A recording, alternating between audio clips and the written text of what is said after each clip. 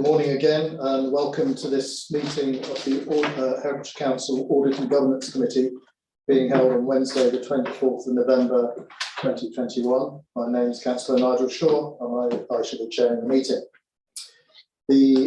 For those present in the meeting room, if the fire alarm sounds, please leave the building by the nearest exit and make your way to the fire assembly point in the car park. The agenda papers and other relevant information for this meeting are available for public viewing on the Herefordshire Council website. The Council is streaming this meeting live on the Herefordshire Council YouTube channel and is making a recording. To ensure that recording quality is maintained, please speak as clearly as possible and keep background noise to a minimum. Please ensure that mobile phones and other devices are turned to silent.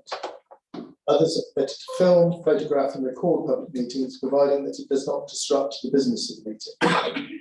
If there are any members of the public present who do not wish to be filmed or photographed, please raise your hand now so that any such person filming or photographing may be made aware. Only committee members present in the meeting room may vote. We have a number of people in attendance as virtual participants. Can I request that they make use of the raise hand function within the system if they wish to contribute, and I'll ask the clerk to draw my attention to your request to speak. Amongst Herefordshire Council officers and members, councillors here today, I'll ask them to introduce themselves first time that they speak, just for the record. But I'd like to particularly welcome Simon Cam, who's a new recruit to our Democratic Services team, who's here to observe our meeting today. Welcome, Simon.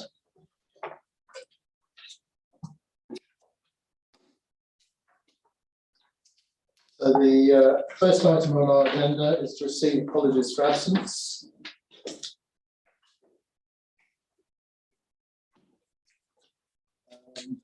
I understand apologies have been received from Councillor Matthews, that Councillors Balderson and Watson cannot be present in person, but are in attendance as virtual non-voting participants. Are there any other apologies? No.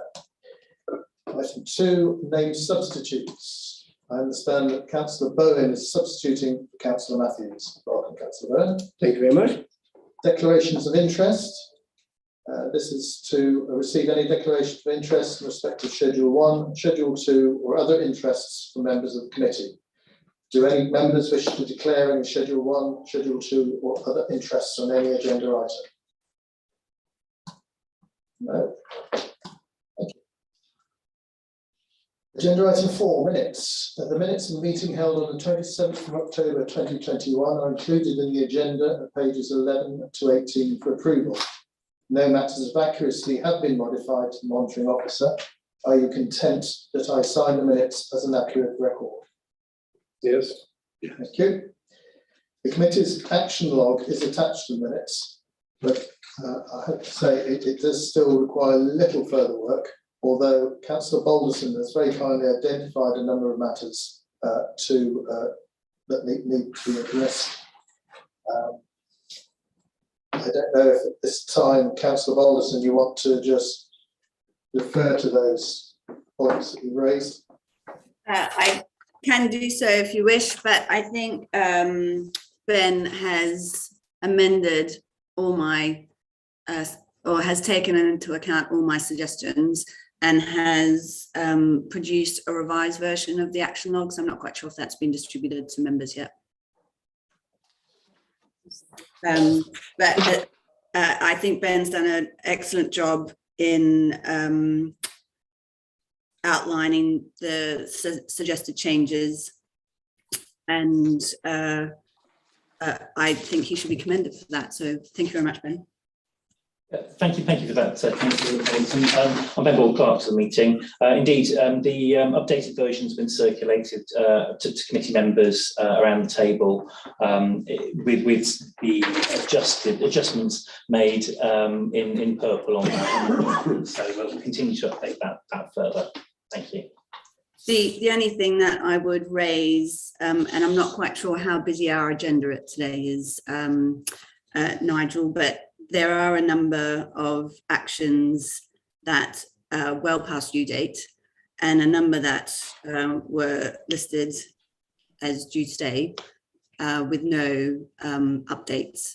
So whether we want to go through those in detail now, or now that we've got a we're back to a good position, whether we work on getting those updates for the next meeting. So I'll leave that one for you to make the decision on. What's the committee's view on that? We do have quite a meaty agenda today. We're very pleased to welcome Ben back as our clerk, and I'm sure giving him a bit of time to chase some of these actions may well result in them being marked as complete by the next meeting. Councillor Watson.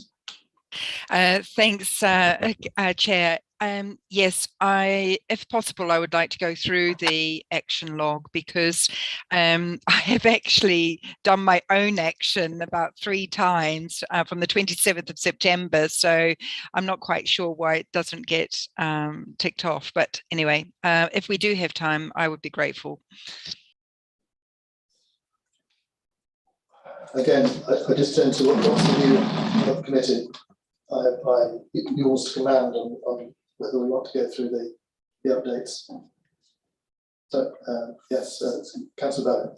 Mr. Chairman, would it be sensible to do the main body of the business first and then go through this?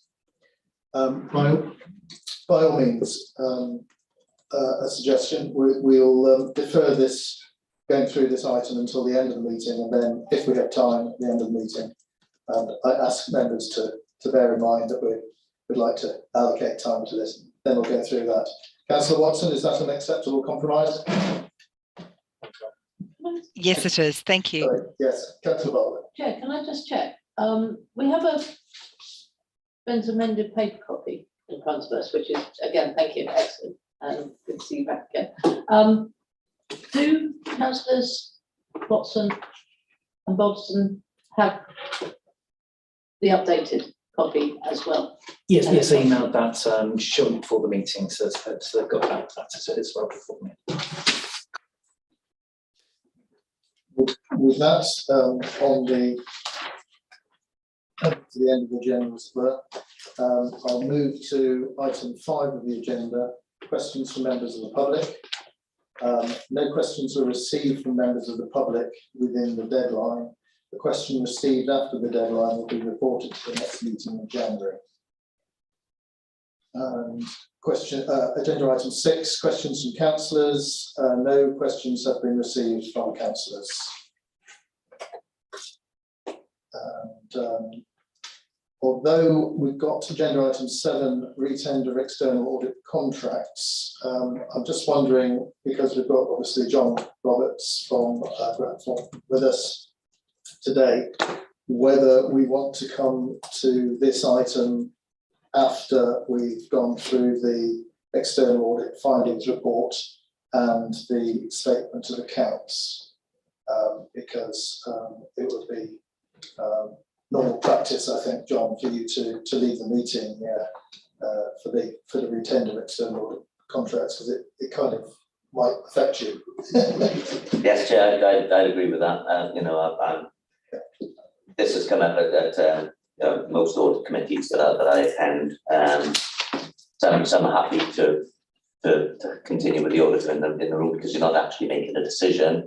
Others, for the optics of it, I leave the room, and I'm very happy to do that. No problem at all. Shall we do it that way around? And move to agenda item 8, come back to agenda item 7.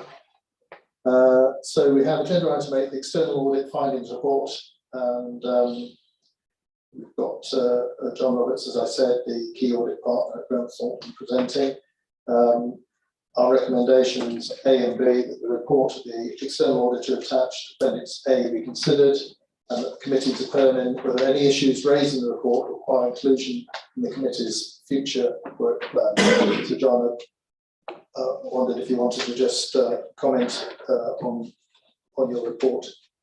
Thank you, Chair. Yes, the members will be familiar with these reports. In previous years, the report has covered the accounts work and the value for money audit work that we've undertaken. For this year, and due to the impact of COVID, the National Audit Office has changed the timeline for auditors. So we only now report the accounts at this stage, and then we have a 3-month window to complete our work on value for money.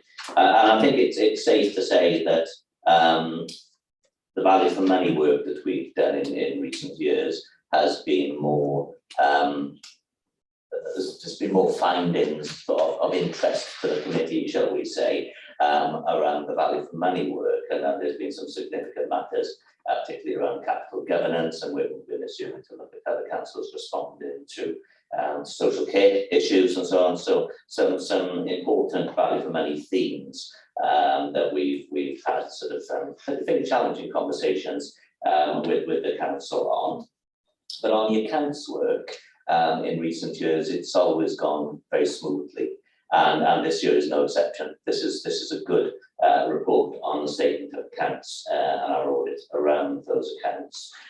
We set out key risks, which remain the risks that we identified at the planning stage, and the detail that we do to challenge those risks. Members will be aware that at the planning stage we talked about the new standard on estimates, ISO 540, and the fact that we've done further challenge on any areas of subjectivity and judgment within the accounts. We've also introduced this year a powerful technological tool to really drill down into the council's journals, and journals of an area where typically under accounting language, management could override controls and manipulate potentially the results of the accounts. And our work on journals allows us now to actually drill down to say, on a particular Thursday in November at tea time, this particular officer did this to these accounts. And we do that and follow through a risk-based approach in that area to really try and sort of get under the skin of what's happening. And that's a much more powerful and detailed approach than I've ever had in my career as an auditor. So we definitely audited to a high degree of detail in these accounts. The report, as I say, is a good one. It's a pretty clean one. There's very little commentary or issues identified during the audit. What you will see at the start of the paper is a list of outstanding matters. Now that list was current at the time that we draft the report, and obviously we have to draft the report several weeks ago because it has to then go through a discussion with officers and then and then the papers go out to members to give you a chance to read it. So a lot of things develop and move on since the report, and that list gets shorter and shorter. So we have actually now cleared that list down to just final review, quality control issues, like my final review of the file and so on. So what I'm feeding back to you now in terms of the findings is complete. It's complete based on the work that we've completed, and there are no further matters or areas that I need to raise since we drafted this report. So I think members can sort of go forward with confidence that the audit's complete now and hasn't identified matters that will make you pause and consider when approving final publication of the audited accounts. There will be one detail to our audit opinion that is a little less usual, and that's an emphasis of matter on the valuation of retail and assets and traded assets. So assets that are valued on the basis of their trading potential, and that reflects the fact that your valuer quoted a material uncertainty of the valuation of those assets, which was entirely in line with the position that the Institute of Chartered Surveyors was advocating that value was used. So whilst it's a bit unusual, it's not unusual in the context of what's happening across the country, given the impact of COVID on those particular assets. Now, that does still need to go through our final quality control procedures. It's not as significant. Whether we deal with it as an emphasis of matter, in our opinion, or not, is not a significant difference in my opinion, and it won't affect the fact that you've still disclosed it as an uncertainty, which is certainly what the council is entitled entitled to do. As I say, it's in line with the RICS advice at the time. That's all I need to say, Chair. Thank you, John. If I can just look or take your attention to page 45 of our papers, I think page 15 of the report, where you talk about financial statements, key judgments and estimates, and the minimum revenue provision. It states in your report that your work's ongoing in this area. Will provide verbal update to the audit committee. Question really is whether the authority, I suppose, has discussed any material change to the way in which MRP should be calculated in the future. I don't know if you want to comment on that or provide whatever verbal update was going to be provided.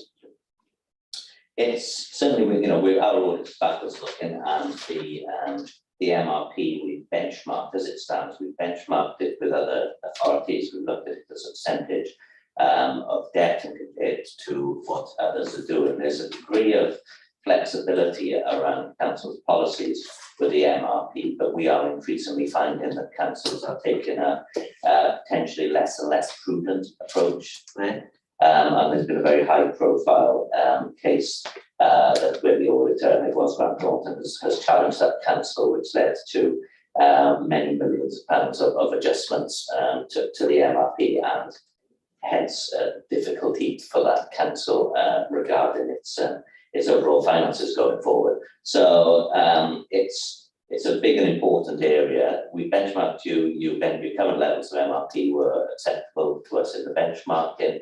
There was nothing in the previous calculations that we were concerned with, and we had a good look at it the year before last, actually, in terms of the compliance with the various rules and so on.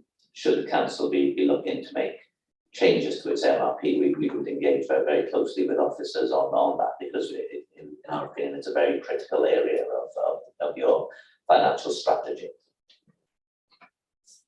Thanks, John. Councillor Ginman. Thank you, Councillor Ginman. I note in various places throughout this, you say a verbal update will be given at the meeting. I just wonder if it's worth going through each of those, because it occurs on page 40, it occurs on page 43, it occurs, as you've just picked up, in 45.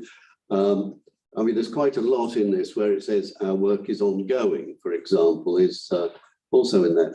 Is it worth actually just, Chair, just taking this through on at least an item, big item 2 or 3 or whatever, or where this wording occurs? Might just be helpful. Indeed, I'm possibly sort of guilty of assuming that an individual update on each item would occur rather than John's introduction to this whole document, which sort of covered, I presume, in his mind, verbal updates of all the items that he. That was my intention, Chair, but I'm happy to do it specifically as well. But for the interest of time, I tried to sort of cover it and say if there were exceptions, I would bring them to your attention. So what effectively you're saying is that the update on each and every item is that the area has been concluded to the external auditor's satisfaction, and all that remains is your own internal quality control work on any final report. That is right, Chair, and what I will do as well, even though it's not necessary, but I think it's good practice to do it, is to update this whole report prior to signing off and circulate it to members, and we'll update it in colour to show you what's changed. So you have a very final copy. I'll say, at this stage, I would have the judgment as to say whether or not the meeting was needed to look at the updated document, and I would say I don't believe that's the case at all. But I will circulate it so that members then have the comfort of seeing the very final report. Chair, thank you. I think that's a good way forward, because I think because this keeps recurring, although there's an overarching statement, and I appreciate the value of that, it's not terribly clear that if I was asked, well, what's happened to risk? It says it's been updated. Okay, what is in that? I would like to see that. So I think if you have an updated final version that is publicly available, I think that is of benefit. That would be acceptable. Yes. I mean, I have to declare an interest in MRP, know the interest, which is why I asked the question in that particular area. Have any members of committee any further questions on the on this agenda item? Just to say, I have very much similar views to Councillor Jim. And that I hope that we will get that suitable verbal reassurance. Are we content that there's no issues raised in the report that require inclusion in the committee's future work plan? That's agenda. So one thing I just appreciate a little bit more explanation. You do on, I think it's page 41, you do explain what depreciated replacement cost is and existing use in value costs are. But I was still left a little lost in the language, and perhaps can you just go into that in a little more detail to assure me that if there is a loss of building or asset, that the cover provided would put it back into the state that would make it usable? Because if it's a depreciated replacement cost, I'm thinking that with the value being claimed back would not cover the cost of replacing it. It is what it is as a not as new, in other words, it's a depreciated value. And I'm just then concerned that that would mean that the council would not be able to continue the work that it might need by using that asset, because in fact it can't be replaced same for same. I'm quite prepared to say I'm being perhaps naive in this, but I would just, having read that, found myself a little lost and thought I'd be nervous if my house burnt down and somebody tells you, well, we've given you some of the money back, but not enough to cover rebuilding it as it was. And I'm just want to be clear. It's not an insurance value, and it's not a value of the cost of replacing the building, but it's a book value, a written down book value. Andrew, you can probably explain that much better than me. Andrew Lovegrove, the Chief Finance Officer, exactly that the DRC cost in the accounts is the book value in our balance sheet. We have a different approach to valuing it for the insurance purposes to replace the buildings. There are some challenges on our historical buildings because you wouldn't be able to rebuild them in the way they're currently built at the moment. So there will be some potential pressure there, but the council, I think, if a building burnt down, for example, we would seek the opportunity to rebuild it and probably make it fit for purpose as we could. So it might be a slightly different thing that was rebuilt to the thing that was there originally. If I may follow that, then clearly there is a risk here that you might well lose asset and not, and you'll have to find funding beyond that, which is thought of in terms of insurance. I mean, how frequently are we assuring that the insurance cover that we have will match that? And I'm particularly mindful that property has gone up in value markedly in the last year. Building costs are going through the roof at the moment. If we lost a building or lost an asset, how is that cover, and does it match the risk that I think this is identifying to me in reading that paragraph? Joe, the cover is like for like, so they will replace what was there originally. I think the point I was making that we may choose to enhance the assets and see that as an opportunity. We could choose to do that, or we could choose not to and just get the insurers to rebuild it as it was. So I don't think there's an inherent risk in there, because we could choose to improve any of our buildings at any point in time. We'd have to find the funding for that. So just continuing that, does that continue with loss of use? I think Josie Rushgrove wanted to. Sorry, appreciate That might have expanded. might cover my before you concern, yeah.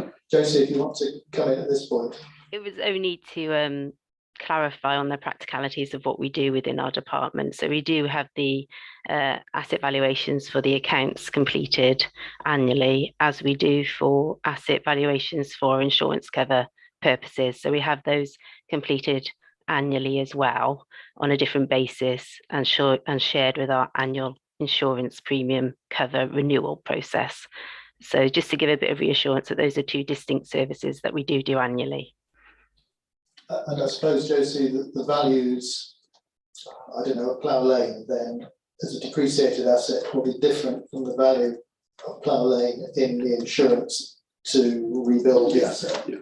Yeah, there's different considerations. So the depreciated replacement cost valuation is to ensure that we have recognised on our balance sheet the need to have the provisions such as plough lane recognised. A plough lane could be located anywhere for the purposes of our accounts. But if something happened to plough lane, there was a big fire, obviously we would need insurance cover for that building on that site, so that the insurance cover would pick up any remedial works that may be required to get it back into an operational state. So there's different methods resulting in different answers for different purposes. So continuing my theme here then, if that is a replacement of the building, but everybody has to move out and the whole entity has to be moved to another site, is that covered by the insurance as a consequence of a consequential concern? We have business interruption insurance, and we again annually renew what cover we consider we require. Now, since COVID, a lot of the people who are based at Plough Lane can operate from their home or other locations. So I wouldn't say that that is a significant insurance cover that we have in place at the moment. We do review it with officers to ensure that our annual renewal and our 5-year procurement of insurance covers what we deem necessary to be covered.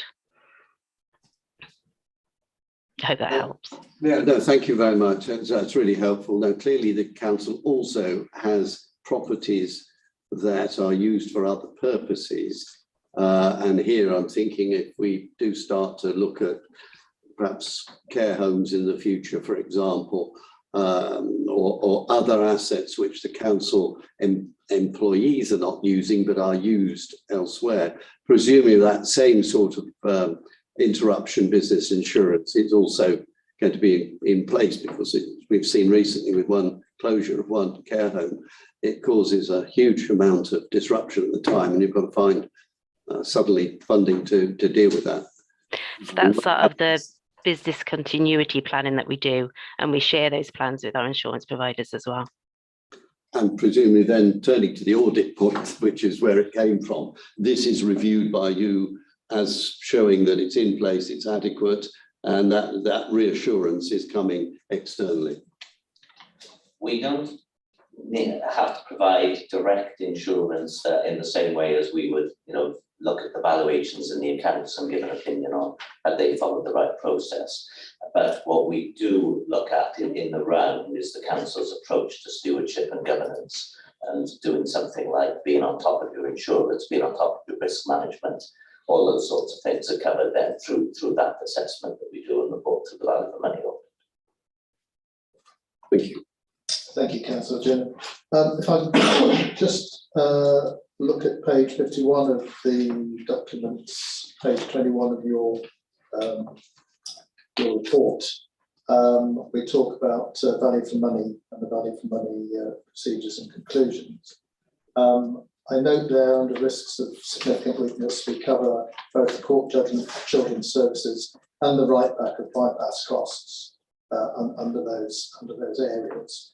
Would you also expect to see any other costs incurred by the council in respect of either the court judgment, children's services, or the cancellation of the bypass and the right back of bypass costs? Would you expect to see those disclosed in future accounts, So for 21, 22. Absolutely, there will be disclosure when the expenditures incurred. In these accounts, it's also a responsibility to look at whether there's been post-balance sheet events that need referencing, and in some cases you quantify those, in other cases you. So yes. And when do you get notified of post-balance sheet events? Towards the end of the audit, we confirm that with officers. And has that been done for the 21, 22? For the For the 2021 accounts, yeah. 2021, yes. It has. And if you go back, the 1920 accounts did include the post-balance sheet event for the bypassage. Yeah, thank you. Okay. Any other questions? No, in which case I'll put the recommendation then that we have considered the report, obviously, and we have not determined any further issues to be raised for inclusion in the committee's future work plan, but we also record an action that the external auditor is to finalise this report and reissue it with any modifications to the report highlighted in a different colour. The clerk's asking me if I can have a date from external audit for that work. Within the next 2 weeks. Within the next 2 weeks, that's excellent, thank you. So can we just show that we're content with that as process? Thank you. Mr. Chairman, might I just ask, how much of this is confidential and how much could we perhaps disclose to parish councils and things like that? It's all in the public domain. It's all in the public domain, is it? There's nothing. There's nothing. All the documents in public I just said that over here, are, commercial in we are- confidence at the top here. I just wanted. Apologies, that's a remnant of our template. Oh, right, okay. I just want to make sure. Yeah, absolutely. Good. Obviously, parish councils would be interested. Yes, that was a good spot. Yeah. Thank you very much indeed. We'll take that up at the next one. Thank you. Thank you. Yeah, that's a good spot there. If we can also keep John here for the 2020-21 statement of accounts then. Purpose is to approve the 2021 statement of accounts and associated letter of representation grant form to the external auditors. And I understand that it's myself and the 151 officer that will sign the letter of representation, but I will ask you each to confirm that you're happy for me to sign it before the end of the meeting. So we've got the 2021 statement of accounts. I don't know if Josie wanted to say anything on this or Andrew. Let's Introduce it. Well, Chair, all I was going to say that here the final set of accounts, they've been in draft on our website for quite a while, so people have now to look at them and ask questions going through. So I'll open it up for questions and comments. Right, and I will add that we as a committee, we did raise, I think, some 20 odd questions for as Rushgrove to answer, and her responses were then led to further queries. And I think we'll probably publish that as a supplement to the minutes, so that work is captured, and it may be then of interest either to members of the public looking at this or future committees looking at the work that was done at this time.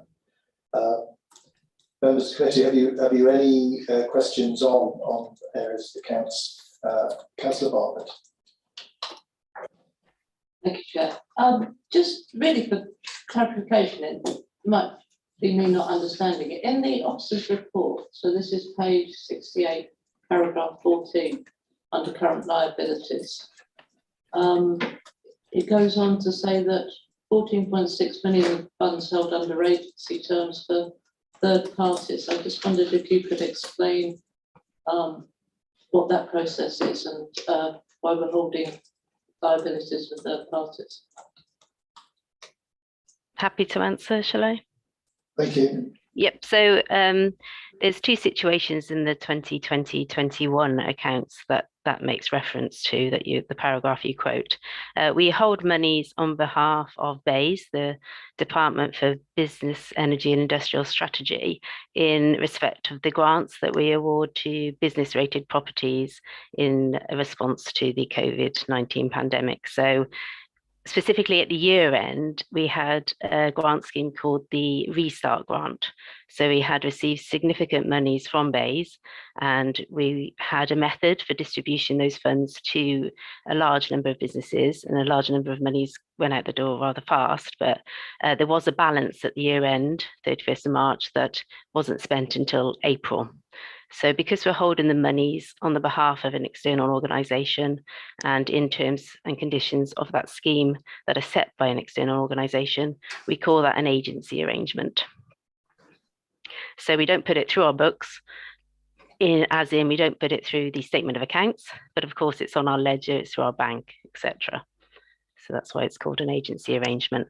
And the other agency arrangement that we had is with the NMIT organisation. So again, with arrangements we have with grant funding bodies, they pass their grants to us, we forward them to NMIT when conditions are met.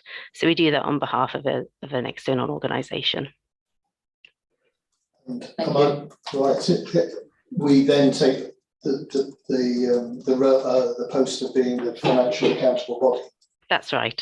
Yeah, that's the technical term. Thank you, Councillor Shaw. Any further questions in terms of the statement of accounts? There's perhaps one or 2 points I'd just like to clarify. On page 99 of our papers, page 27, when we talk about employee benefits payable during employment, termination benefits, post-employment benefits, will this include payments made to interim appointments as well in the accounts? For this purpose, for the statement of accounts, this is employment benefits. So only where interims are recruited as an employee of the council would they be subject to council benefits through that terms of conditions of employment. So if you're agency, employed under an agency benefit, then no. Then no. And where would that cost then be captured within the individual departmental budget? It would be shown as a cost against the service area in the comprehensive income and expenditure statement within these accounts. Right, thank you.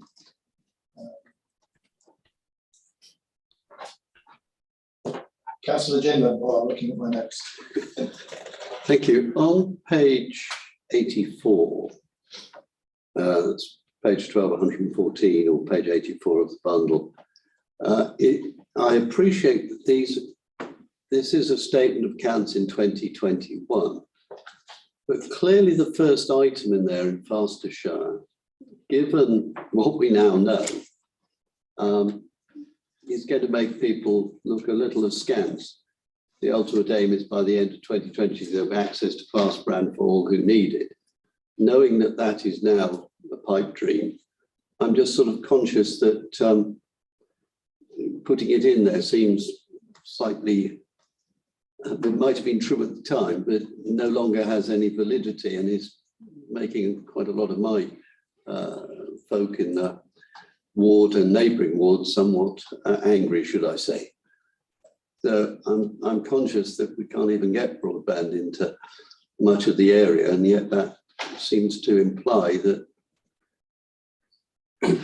something which clearly is unobtainable. I mean, do we need to put a rider in that says subsequent knowledge has shown that this is not going to happen? How should this be taken with current knowledge, in other words, on something which I appreciate is retrospective? I think Andrew's about to give you an answer. Okay, thank you, Chair. This is one of the challenges of that this is a set of accounts for a period of time. but we are now signing the accounts off at a later point. So it picks up things like post-balance sheet events and things that have happened after the balance sheet date. The wording is worded very clear, the ultimate aim. So I think the council still has that ambition, but I think as you're flagging, our ability to deliver on that ambition is proving quite challenging at the moment. So I think that the wording does stand, but I think you're making a very valid point. Our ability to deliver that ambition is very challenged at the moment. And whether we want to change the accounts for that, I guess I'm in your hands. We could consider that would have quite a big impact on the production of the accounts. But I think if challenged, I think the answer is that was our aim, and it still is our aim. But our ability to deliver is compromised at the moment. Mr. Chairman, do we have a timescale for the deliverance? I don't have that to hand. We can ask the relevant officer to come back and give an update of progress, and then I think it's been reported through Cabinet. But this is just a report of the accounts. But that's a valid question we probably need to pick up. Very valid question, and I understand as well that there is further funding and direction coming from central government in terms of the rollout of basketball events and individual properties, which will further, I suspect, muddy the waters, as it were, of how we're reporting our funding of that area. But perhaps just trying to think what's best to record. Perhaps an action by that departmental area to reply to Councillor Ginnan's legitimate question on how effective the funding is going to be. I don't know. Just to sort of clarify on that, you're quite right. Government has made a pledge that I think it's 2025 they wish to see this, but this has been each time there's been a pledge by a government, it's moved and moved. But here we've seen in the county, both in the west of the county and in the east of the county, failure of delivery. And I think I totally accept the point that's being made by our officers here that this is that was said at the time to be the ultimate aim. I'm just sort of slightly uncomfortable, as you rightly can see, that having an aim that clearly we know now is not one that might still be an aim, but it would be wrong to give the impression that that's going to happen unless there's some sort of miracle in terms of getting it done, because even 2025 is going to be very difficult. We don't know for 2 years, I think, was the suggestion. We won't actually know how this is going to be approached, etc. We're still starting to unravel the previous problem. So I'm perfectly happy to, I don't wish to disrupt this, but I'm just making the point that when we write these things, writing things in a way that then becomes clearly untenable, which is circumstances, it is a risk, and I appreciate the point. But the failure of Complete Utilities as the major groundworks contractor on behalf of People Clear, which is the major contractor to Gloucestershire, and the rollout, obviously still hasn't, the ramifications of that, I think, in terms of timing and who's going to now do the work, still haven't been resolved, to my knowledge. So I think there should be something coming probably from that department to all the councillors to update them.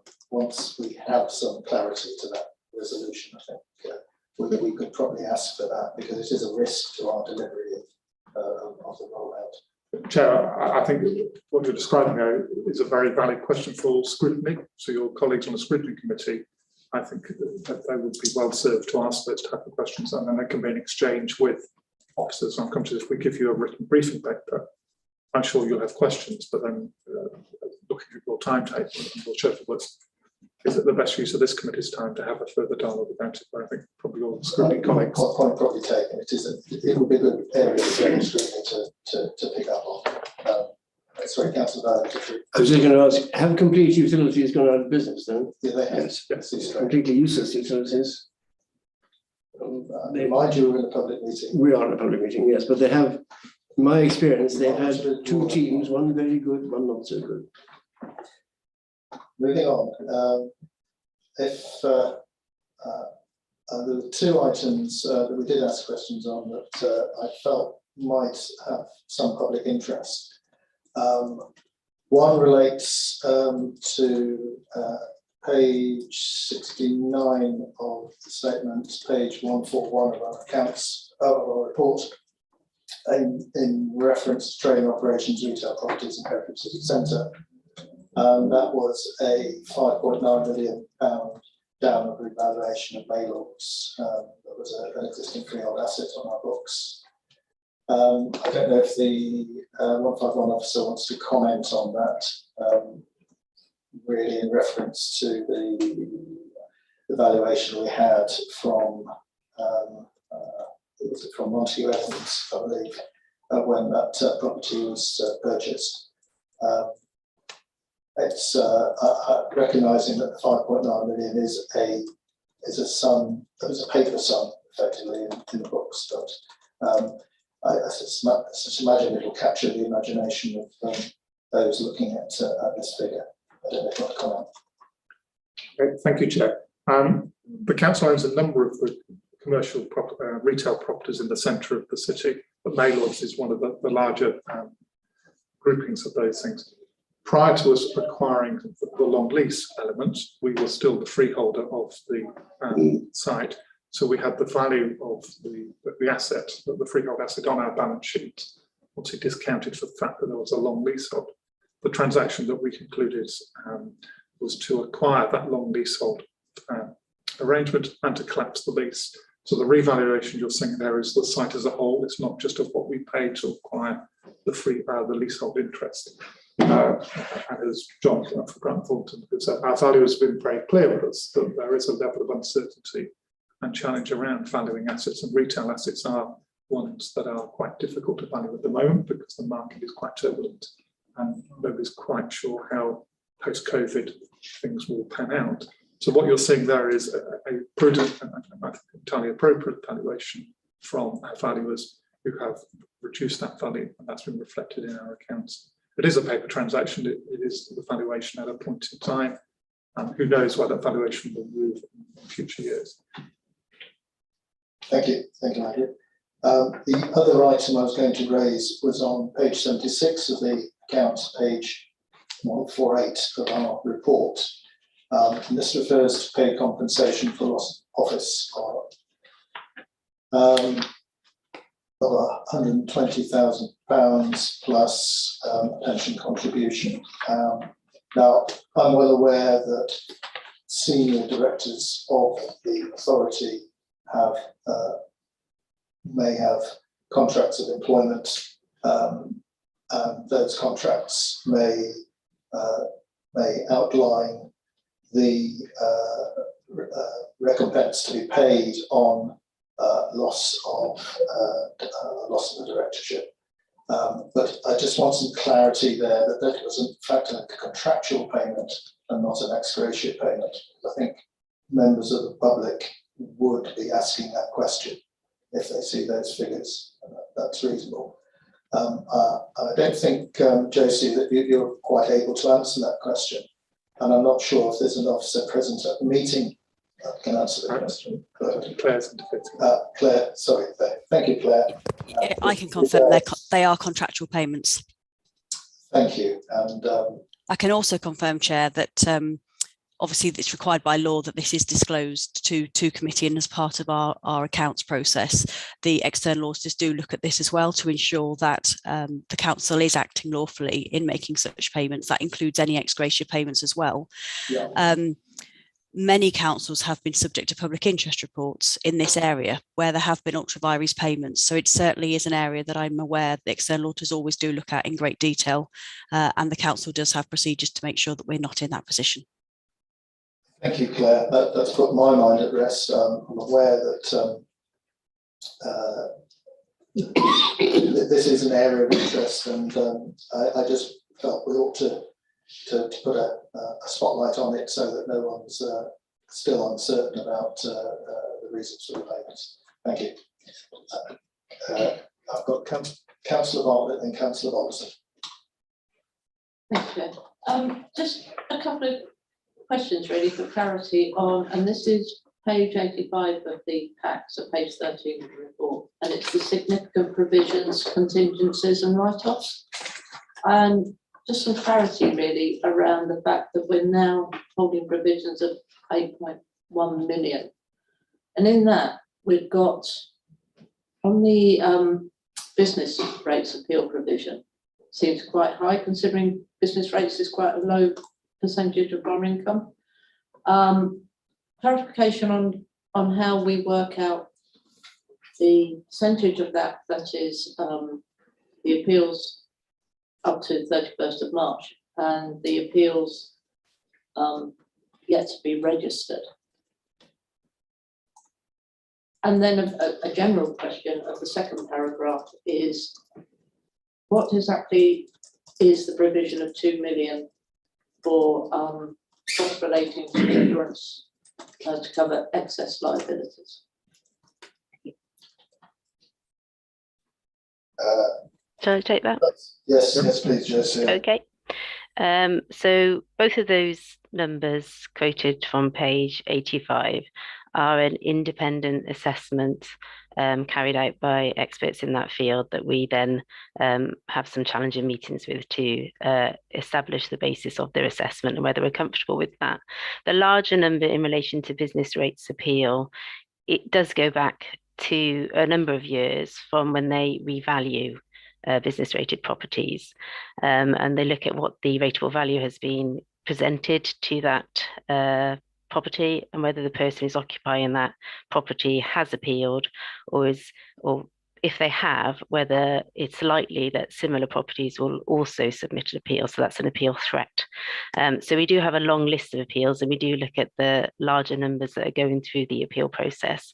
So we understand the basis of the appeal.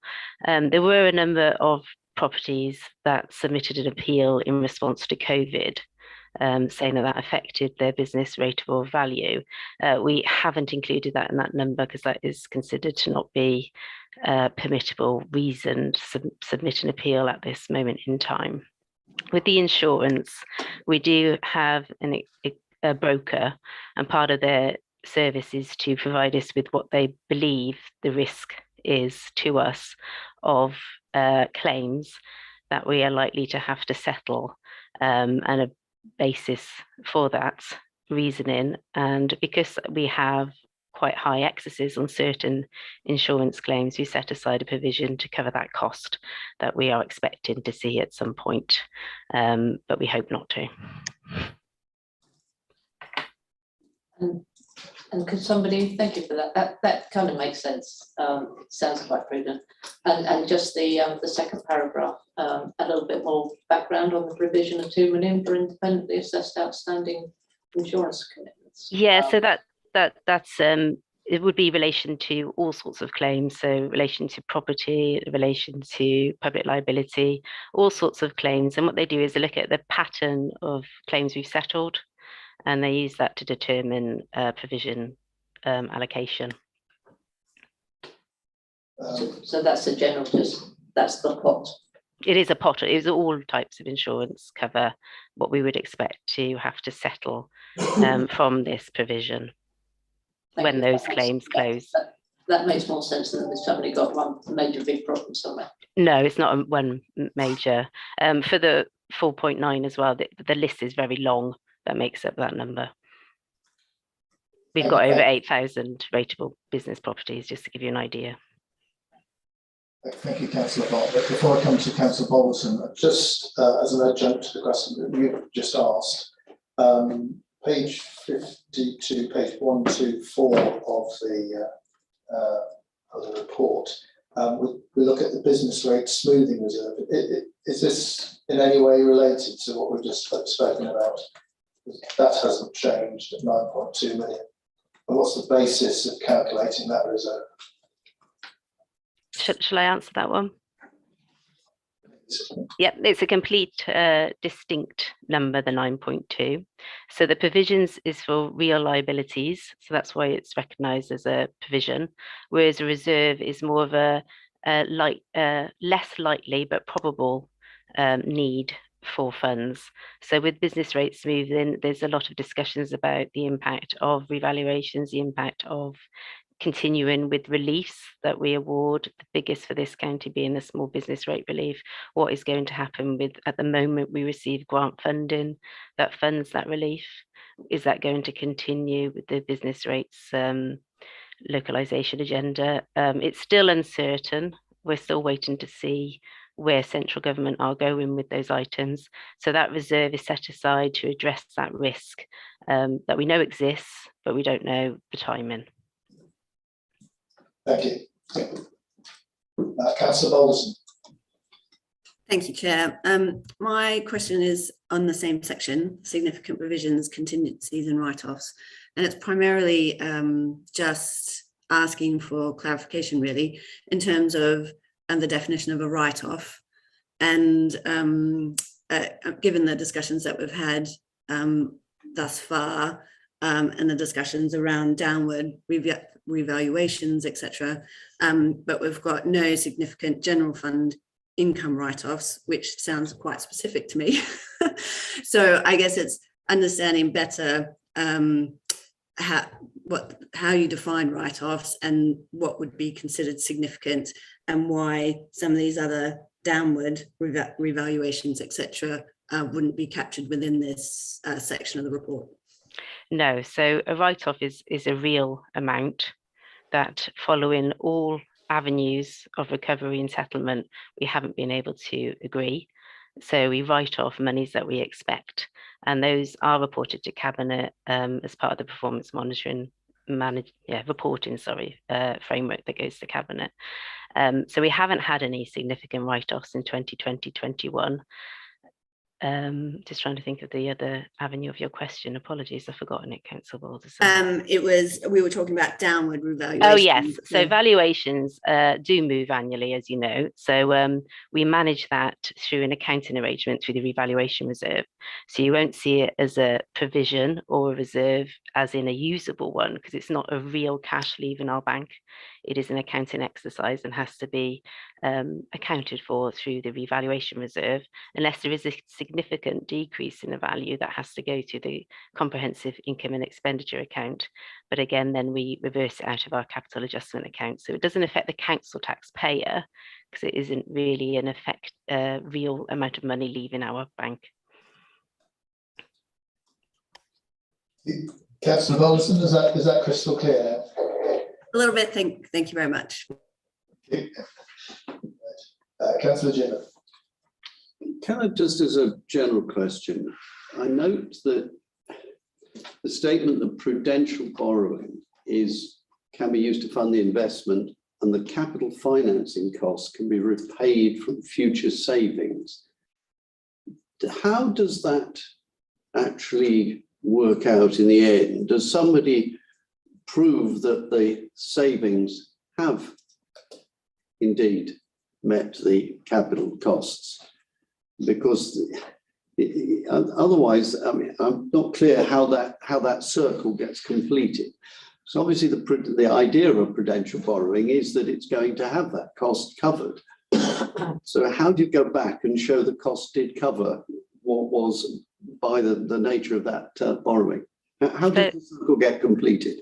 So as part of the annual budget setting process, there's the approval of capital schemes. And if a scheme is put forward as being funded from potential borrowing, there's the option of whether that cost of that potential borrowing is met from a corporate-based budget, or whether that service area is proposed in a scheme that will deliver savings, and those savings will fund that debt repayment cost. So at that point in time, we reduce the budget for that service area from the savings that they're going to deliver, and those savings are used to fund the costs that we're seeing to repay our borrowing. So it's not an assumption, it's actual. You're reducing the budget, and on the basis that those savings are therefore deemed likely, or more than likely, are going to have to happen in order to achieve it.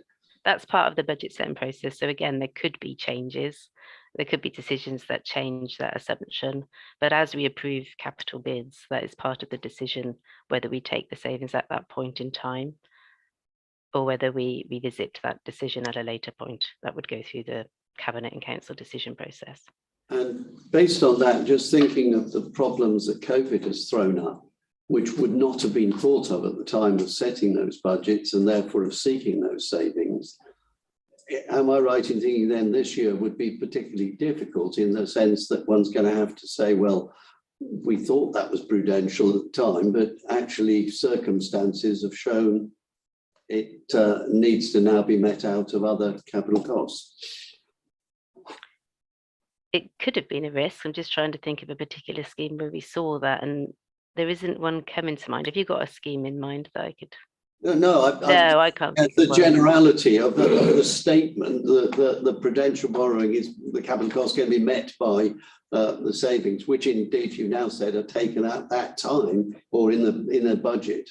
So they're already in place. So they're not deemed other than if you cannot achieve those cuts, which you would know at the end of the year. Yep. As part of the performance monitoring as well, it may be highlighted as an overspend, and then an investigation would determine the reasoning and what we do to remedy that.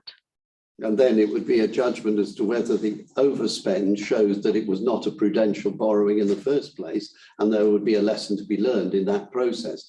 I suppose I'm asking how you capture that lesson learned, or how do we know? Or does that come out in the budget process by saying, well, we better not do that again?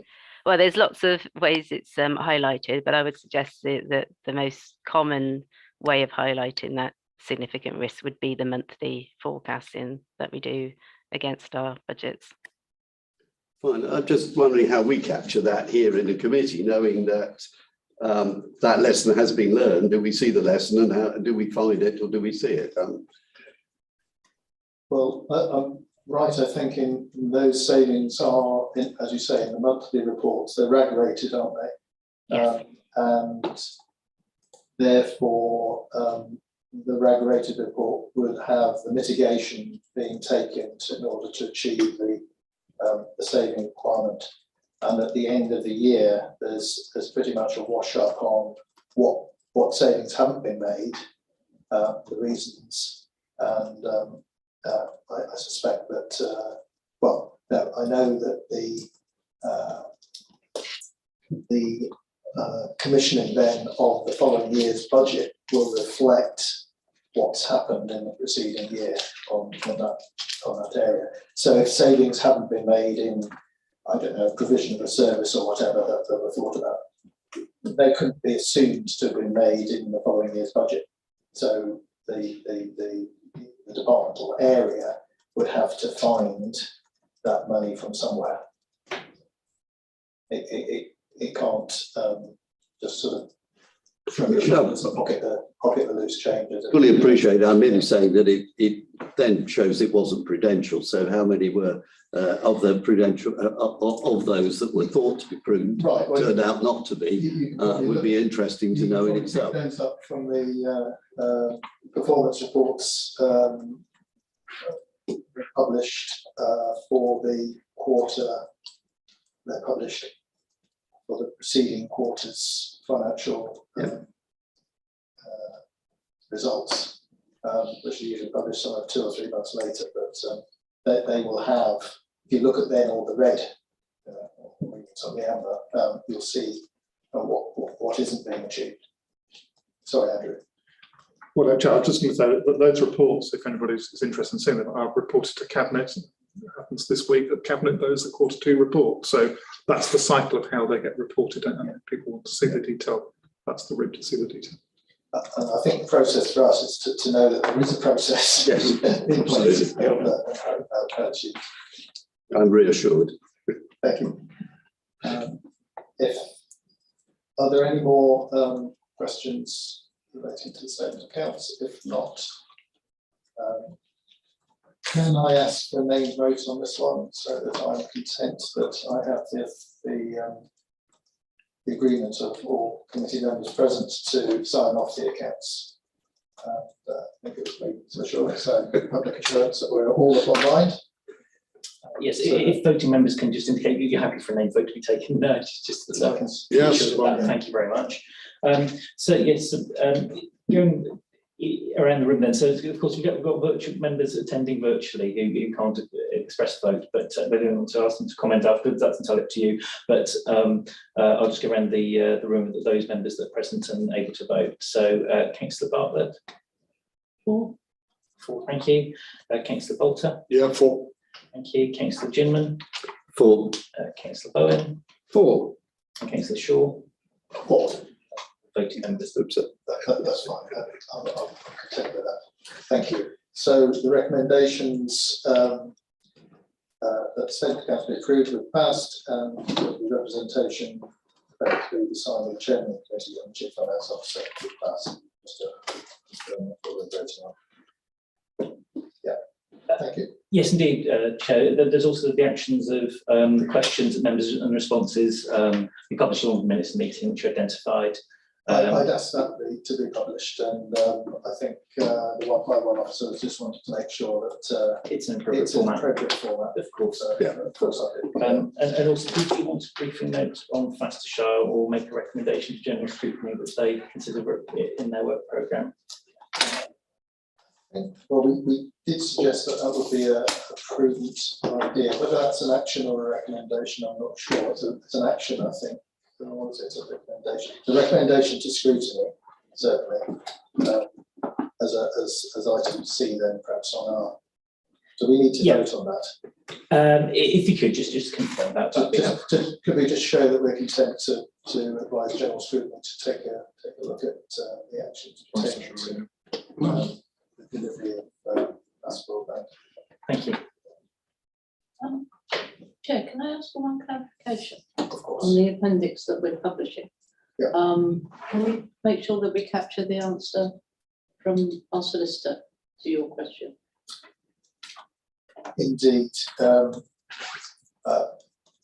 Claire, if you're listening. That should be in the minutes, though, I would suggest, Chair. Yeah, the question's in the question pack, as it were, but it hasn't been answered in the question pack. So if you could just put in words what, in writing what you've told the committee verbally, then. No problem, Chair. Thank you. Thank you, Councillor Bartlett, for pointing that out. Chair, just before we leave this item, could I just record the thanks from our side of the work that John and his team and Gail have done, because it's been very helpful and it's been a very smooth audit. It's been an interesting audit because a lot of this working remotely, we've all been working how that works, but it's been a very efficient and very helpful process. Yes, I apologise for not recording it. The committee's thanks to the external auditor for all the work done in an especially troublesome year of home working and remote working and all that type of work. So it goes without saying that we do thank you for your and your team. If you pass our thanks on to your team as well. Councillor Jim. Yeah, on the back of that, I just wondered, John, if that, I mean, are we in the next year going to be really thinking very differently and how we're going to be doing this anyway? Have we set a pattern here that's going to be adopted? Is this going to be a change that's going to be recognised nationally as well? Yes, I think that's definitely right. Although I don't think I think what we want to revert to is sort of the best of both worlds. So, it's important to have face-to-face interaction at some stages, not all, but clearly not travelling and not having teams camped on site for the duration of the audit is a good thing too. It's good for, so good for our operational efficiency because we can marshal our resources differently, but it's also good for the environment. We want to extract travel time and so on. What I think we will settle on is a model in the future that we will work more, a combination really from our perspective of some home working, more time in our Grant Thornton offices for when we're training and developing our junior people, and then on a planned basis, time at the audited bodies offices to establish the information needs, to do the exchange of information, maybe a midpoint in the audit to touch base on what progress and so on, and at the concluded stages. But yeah, I think we want to take the what worked from the old world and what worked from the new way of working, and get the best of both of those worlds. Thank you, Chair, because I'm very mindful as a council, we're very careful to try to continue to think in terms of environmental effects, and we add that to everything that we do. And here is another example, perhaps, of where there is a gain in the sense of more working, not requiring people to travel all over the place to achieve it. So I think thank you, John. I appreciate your comment in that regard. Thank you, and thank you again, John. I didn't know if you want now to move to the previous item, agenda item 7, the appointment of the auditor, in which case I'd like you to take your departure. Thank you. Become remote. Become remote.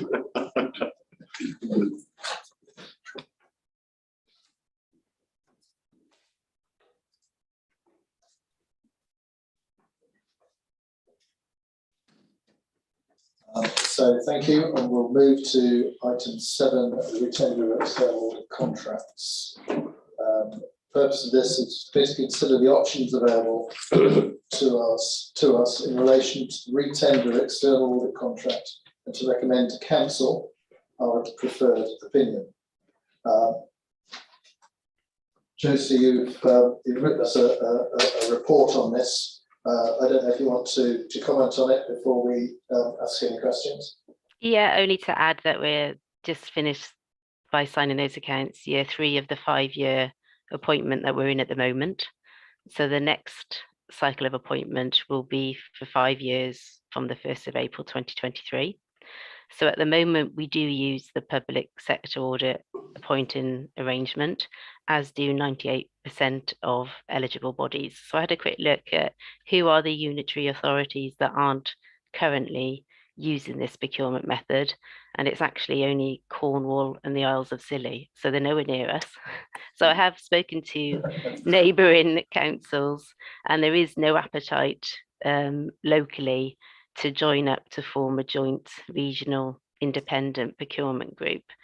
So for the reasons in the report, it does seem that PSAA would be a sensible option to ensure that we do meet our requirements for external audit service, but obviously it's for the committee to consider that and what recommendation they'd like to make. And we do have a deadline of the 11th of March, which is why we're considering it now. Thank you, Josie. What are the downsides of if we didn't choose PSAA route? It's finding a for us. Yeah, it's a finding a suitable provider, to be honest. So it's heavily legislated, as you know. There is a lack of providers at the moment. So PSAA are already under an intense communication and marketing regime with all the potential providers out there to try and get more auditors to join the party, so to speak. So there are more options for people who join PSAA to have different bodies complete their audits.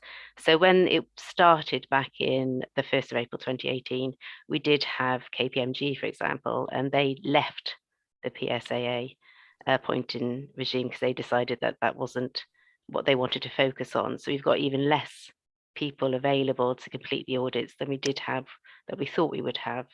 So they spend a lot of time now trying to generate interest and trying to get people to enter the market. So there is more choice for people who sign up to the national arrangement. So that is why I feel like Herefordshire should consider that the best option, because there is a significant risk that we could not get an external auditor to comply with all the requirements if we didn't opt in. What you're saying is there's a significant risk that if we went all through the process to go to appoint an independent audit body and in the county, and then went to tender, that nobody would be interested in tendering because we're not the London Council. It's a relatively small contract for And complicated. and complicated for those large bodies. Okay. I have Councillor Bowen. Was anybody else? Thank you, Mr. Chairman. We have no argument or concerns about the service we've been provided with so far by Grant Thornton, have we? Just a question as we go along. Any comments? Yeah. Chair, I'm happy to pick that up. Just after I joined, so nearly 5 years ago, we did have recently have a conversation about Grant Thornton, a number of issues, and to their credit, they dealt with them very efficiently. So to answer the question, have we had issues? We have, and they've been resolved very effectively. So that is quite comforting, I would say myself. It seems that the other options or other option is hardly an option at the moment. It seems that the public sector audit departments is the way, the truth and the life as far as audit goes. And I would suggest that we follow the same course again and go perhaps with Grant Thornton again. Well, It seems that obviously it will be for the PSAA to Yes. decide or appoint whoever it is that they're going to decide or appoint, and that may or may not be Grant Thornton. No, it may not be. Depending whether they're going for the business. Well, if they are. But I'd take that as a table resolution, if you like, to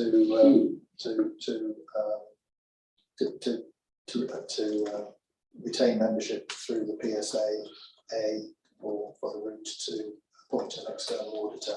Do I have a seconder for that? And then I'll come to, we'll discuss it. Any seconder for that? Take this as a route forward. Yeah. Yeah, Councillor Jenner, thank you. Now we should be speaking to the motion, but you had your hands up before the motion was tabled, so if you want to talk about the report in its entirety, I'm happy to do that. Thank you. It was more of a general comment that, I mean, auditors have had a pretty torrid time in the last year or two, and I think the whole of auditing process has been through lots of reviews. Individual companies, we won't name them, but they've been in the press enough times with regard to some of their audits and the whole process. And I think actually going through a body that has some chance to assure that the quality of that auditing company is going to be of the standard that we would meet scrutiny seems to me a very sensible route to be taking. So that's why I'm happy to second this particular motion, because I think that using that assurance is going to be vital. Councillor Bartlett. Yes, thank you. I think mine's probably more of a general comment one before that curveball. Just to say that I can agree with Councillor Bowen. This is more of a this is not so much a choice as a lack of options. But also I think really was about how much influence we have within this PSAA to influence who we want as opposed to who we are appointed. So my assumption would be that Grant Thornton would be within this PSAA agreement, so they would then become more accessible to us if we wanted to have a direct say about who we had a preference for. Right, I think whether I understand two questions to unpack from that aspect. One is, would depend if Grant Thornton were going to tender for the work on the PSAA. The second one is, I'm not aware that we as an authority have a say in who the PSAA appoint to do the work for us. The other point I'll just take this opportunity to say is that before the PSAA, I think I'm right in saying that generally speaking, authorities spent a lot more with external auditors for their external audit, and one of the reasons for this sort of it's a form of group purchasing, I suppose, coming into existence was to drive down the cost and preserve the value of external audit, and that's always a difficult thing to achieve. Josie, could you just, or Andrew, I don't know, could you just confirm that my assumptions are correct? Chair, yes, your assumptions are correct. If we think before the PFSA existed, it was the Audit Commission who, in effect, allocated auditors to council. So we've never really had the ability to choose our auditor. It's always been set by another body. What has changed, the PFSA now do that instead of the Audit Commission. The tendering process last time was very competitive. They put in prices that were 30–40% lower than the prices that were being charged under the Audit Commission. And I think we've heard from Grant Thornton about the pressures they face on their fees. I'm expecting this next bidding round for the fees to be higher than they currently are. I think that they're probably too low at the moment, bearing in mind that the external auditors are representing 190,000 people that live in the county, not just for the council. It's a very important role to go through. So I don't think none of the firms are compelled to bid. It's a competitive process. And I understand Grant Thornton are actively considering entering into that bidding process, but that's their own commercial decision to take. I suppose reflecting on the appointment of an external auditor, it is an additional safeguard to the public purse that the external auditor is appointed by a third party rather than by the authority choosing their own auditor. I've got the motion from Councillor Bowen that we recommend that the council go with PSAA route. I just put that. I think we can probably put that to the committee. All in favour, say aye. Aye. Thank you. Are there any issues raised in this report that require inclusion in the whenever you get the wrong reporting? So the page. That's the only recommendation we need to vote on. So thank you. So if we now move to agenda item 10, the update on the internal audit recommendations. I'll take this item and then perhaps we'll have a short comfort break if the committee want that. The purpose of this is to review the progress of audit recommendations implementation by departments and heads.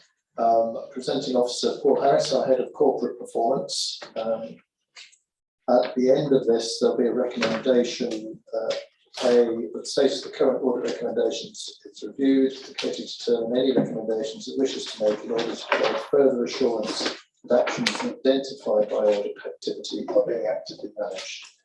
So with that in mind, invite Paul to outline the report and take any questions. Thank you, Chair. As you say, in front of you is the report on internal audit recommendations and the progression of those over the last 6 months. The report focuses on those internal audit recommendations predominantly made by SWAT, with updates as at the end of September. It's effectively split into 3 different sections. As at the last report to committee, there were 23 recommendations which were overdue. 6 of those had previously been reported as overdue, and 17 of those were due for completion between September and March 21. Appendix A provides the line item detail. In summary, 10 actions remain incomplete, and you'll see revised completion dates within the Appendix A. That equates to 57% completion of those recommendations. So recommendations between April and September this year, which is effectively since the last report to committee, 32 recommendations were due for completion. 21 of these have been complete. Probably worth noting that at the last report to committee in May, forward-looking recommendations, so those which would have sat after April this year, 60% were identified as likely to meet timescale. So I think that gives us some reassurance that officers are scoring things effectively. Some updates have not been provided. We've been unable to kind of get those updates from officers, so it's quite likely that the completion rate could be higher. And we continue to chase progress on those recommendations. And then for those recommendations due in the future, 86% are currently on track to meet timescales. A number of these already complete. Probably worth noting, importantly, the priority 2 recommendations due in the future are all on track or have been completed so far. Outside of the actual report, we undertook a commitment to review the process around about how we manage our internal audit recommendations and monitoring those following the completion of audits. It's referenced actually in the action log that we talked about at the top of the meeting. We are completing that work. It would be fair to say it's been delayed over the summer months, particularly due to some staffing pressures and some staffing sickness within the team. However, we brought in some additional resource recently who was helping us focus on that process. The intention is that through this review and the improved processes that I'd like us to put in place, the recommendations are given that priority and that airtime that are required at the likes of DLTs, DMT meetings within directorates, regular scrutiny, regular updates, and a smoother handover where there's staffing changes as well. I think we've had examples in the past where actions haven't followed a transfer of individual. So one of the key things for that recommendation or for that review will be also to pick that up. So I am hoping that in the coming weeks and into early in the new year, we will have completed that review and that those processes can be embedded then and improve kind of that overview and scrutiny of directorates on their own progress. So, I'll take any questions, Chair. Thank you, Paul. Questions from committee? Councillor Watson. Yeah, thank you, Chair. Paul, I've just got 3 questions. Can I ask, why do you split, like I'm looking at page 207 and 217 around significant partnerships. So they're on different pages. And again, S106, it's on 205 and 210. And you'll have to forgive my naivety, Paul. It's just around, the significant partnerships from my perspective. And sorry to sound like a squeaky wheel, but I don't think it is complete because I'm still waiting to see the Youth Justice Board, the significant partnership. I haven't seen it being completed. So from my side, it's not complete because it's an outstanding item that I've not seen sign off from. And another question around S106 is it, and I think of Councillor Bowen with this one, is it possible through audit and governance, or do I have to go through scrutiny to actually find out for asking for a briefing paper to actually see how much S106 funding actually sits across the 53 wards? Because I'm quite interested to see the disparity between urban, which might have more than 11 developments of more than 11 houses, compared to those in my like rural wards, where 11 houses is quite a significant, it's a major development. Is it possible to get it through a briefing paper to actually see the actual detail, to see the spread? Because I see that S106 is on the Cabinet meeting for tomorrow, but it doesn't have that detail. And last but not least, on page 222 on our full pack report is that NDR. I'm just wondering, because it's a public document, that there are no acronyms, please. I hope that made sense, Paul. Or Yes. If you want to try and answer that, I think I can, normally for officers to answer the questions from committee, I'll comment on the second question on the S106 funding, because I've personally dealt with that before. So if you want to answer the other two, and then I'll try and answer that one, and then we'll pass it on to Andrew or Josie, I think. Of course. The first question about why do we split audits? Effectively, it's a presentational thing. We are splitting our audit recommendations by those which have been due previously, those which are due within the latest 6-month window since the last report to committee, and then those which are due in the future. We could logically put them all in one big appendix. I think what this does is it makes it more visible as to where those recommendations are due for completion. I appreciate then that it will lead to risks around, say, strategic partnerships sitting across 3 different appendices. But from my point of view, I like to kind of split it, looking at those which we know are due and those which are due in the future. So that's a justification on that one. The NPR. Just to interrupt you there, Paul. Of course. So, for instance, under significant partnerships on page 217, those are still in progress, which is why Councillor Watson hasn't seen the Youth Justice Board paperwork complete. Is that right? Just confirm. So yeah, that is that's in part of Appendix C, which is recommendations due in the future, right. With a target completion date of February 22. No, sorry, I'm looking at the 106 on there. 31st of January 22.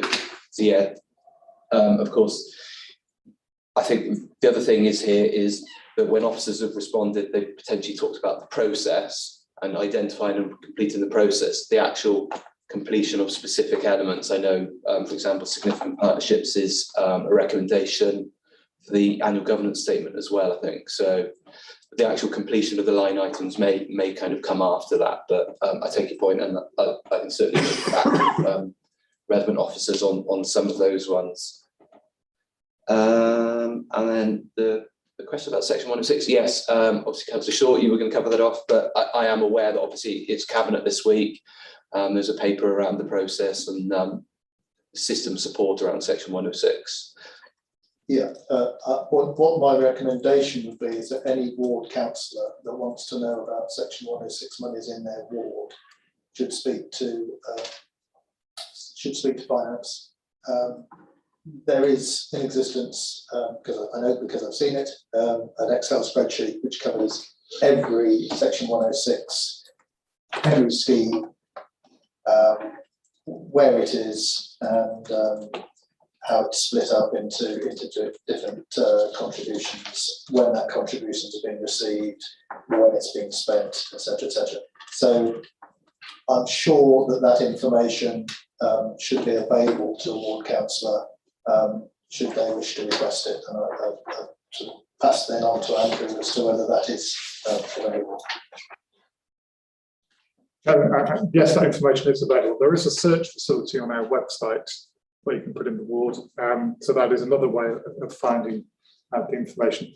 The paper that Cabinet are considering tomorrow is talking about quite a significant change in the way that the council handles 106, because I think the audit report and recommendation you see in front of you in the papers is highlighting that there is scope for improvement, to put it that way, and what Cabinet is quite a significant improvement, both in how we handle section 106 is coming into the council, but how we get that money spent, and also how we make it, the reporting of that as visible as possible, because while spreadsheets are wonderful, but they're not that user friendly in terms of getting information out there. So we're looking at a system that is not a spreadsheet system that will capture all of the commitments for section 106 in one place so that people can search it and understand. But if you want further information about schemes in your ward, by all means contact myself and the finance colleagues and we'll talk you through.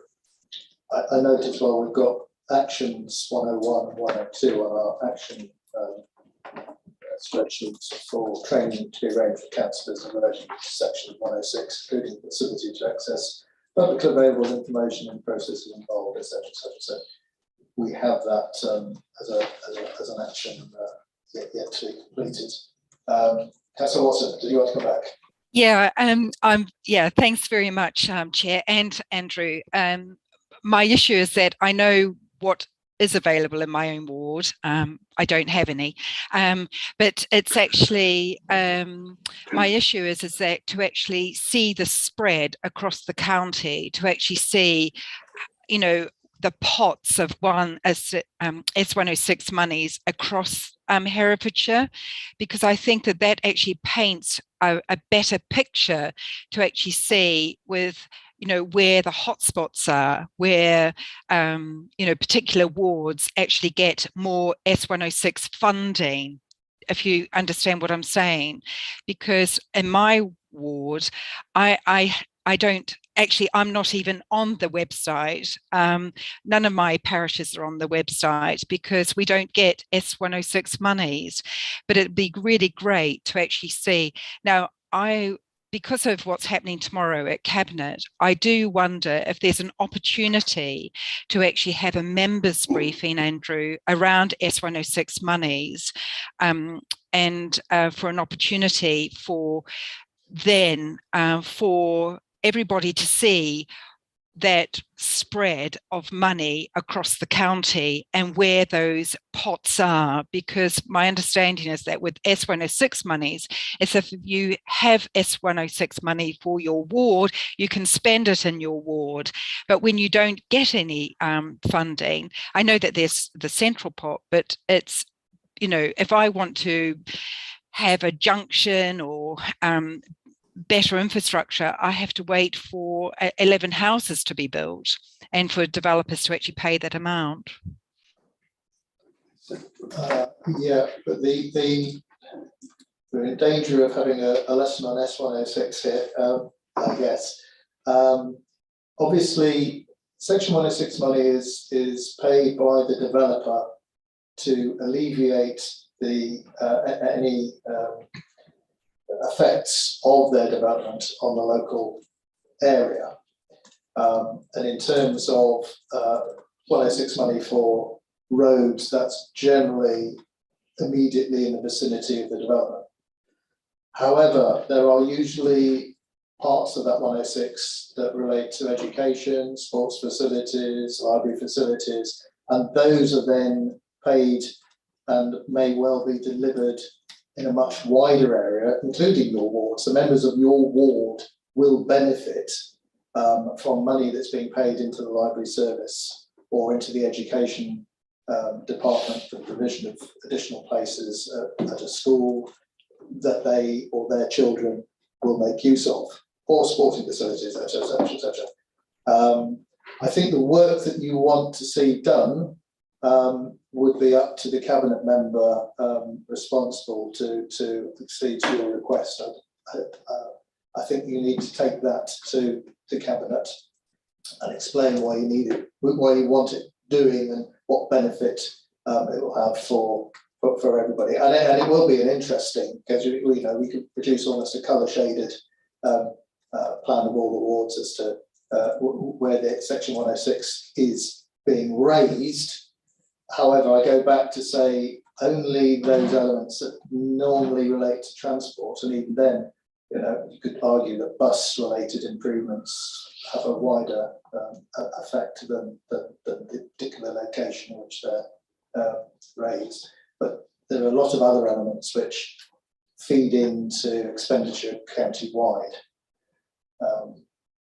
So I think that's where you need to take the request, but it should be doable, is what I'm saying. Yeah, thank you very much, Chair, and thanks for because I think it's important for the public to understand we all hear about S106 funding, but I do think that, and I will follow up your recommendation, for wards like mine, is that we may have a creep of 11 separate applications for 11 houses, but we don't benefit from the infrastructural costs that come from additional 11 executive homes, but anyway, but that's another piece. I appreciate the point, councillors, but it's not really an issue for audit and governance. Thank you. Right, so now I've lost who had hands up, and Councillor Bolson next, and then Councillor Bowen, and then Councillor Bartlett.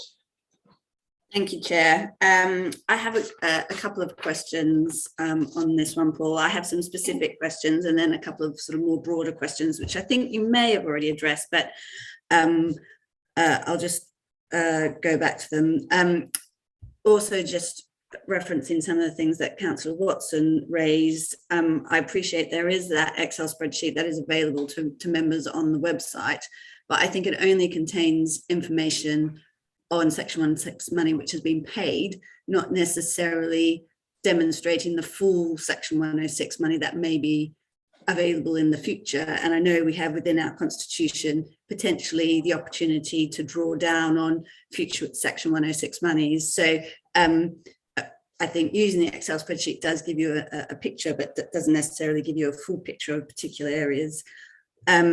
But in terms of the specific report, I know there are a number of action items around Section 106, many of them requiring an update. So I know, Paul, you mentioned in your opening that there are a few actions that do require an update still.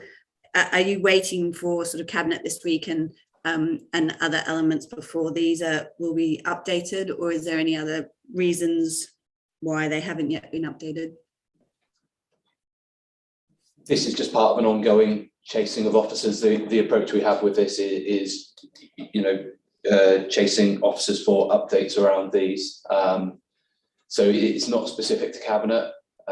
It's just part of the ongoing process, which is in part then why I want us to kind of improve and make the process a more standardized one, I suppose, and more familiar to DLT, so they do have that scrutiny of their actions around internal audit recommendations. So, sorry, Paul, could you just explain DLT? Directorate leadership team, Directorate management team. So the director and their senior leads. What I want to do is to get this much more regularly on their agenda, so they can kind of see the progression. So it's not just left every so often for an update corporately to kind of be requested effectively. So yeah, that's the ambition there. So Paul, you're seeing it more as a, I guess, as a procedural point rather than a capacity point in terms of why you're not getting updates.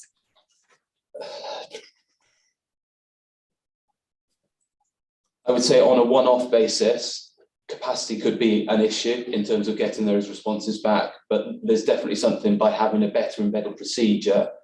I think we mitigate the responsibility and the reliance on key individuals there, and I think it becomes a more systemic part of the process.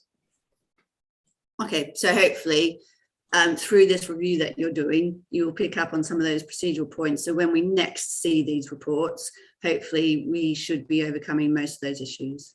Yes, I would hope so, yeah.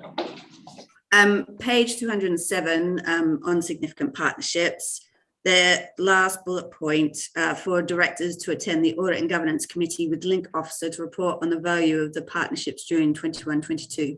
Has that actually occurred? Because this action has been marked as complete. I can go back and test that with the relevant officers who provided the update, in relation to the annual governance statement. Oh, is it? I think that's where it potentially came up, wasn't it, via the annual governance statement? So I will double check that one. Great, thank you. And on page 202, there was one on income charging. Review of the income policy is currently underway. Now, I just appreciate that this was first raised in October 20, then postponed to July 21, and now March 22.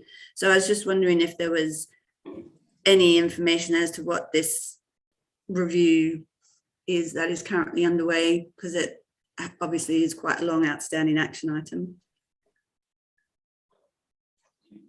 If you do you know that one, Andrew? I'm quite happy to pick that.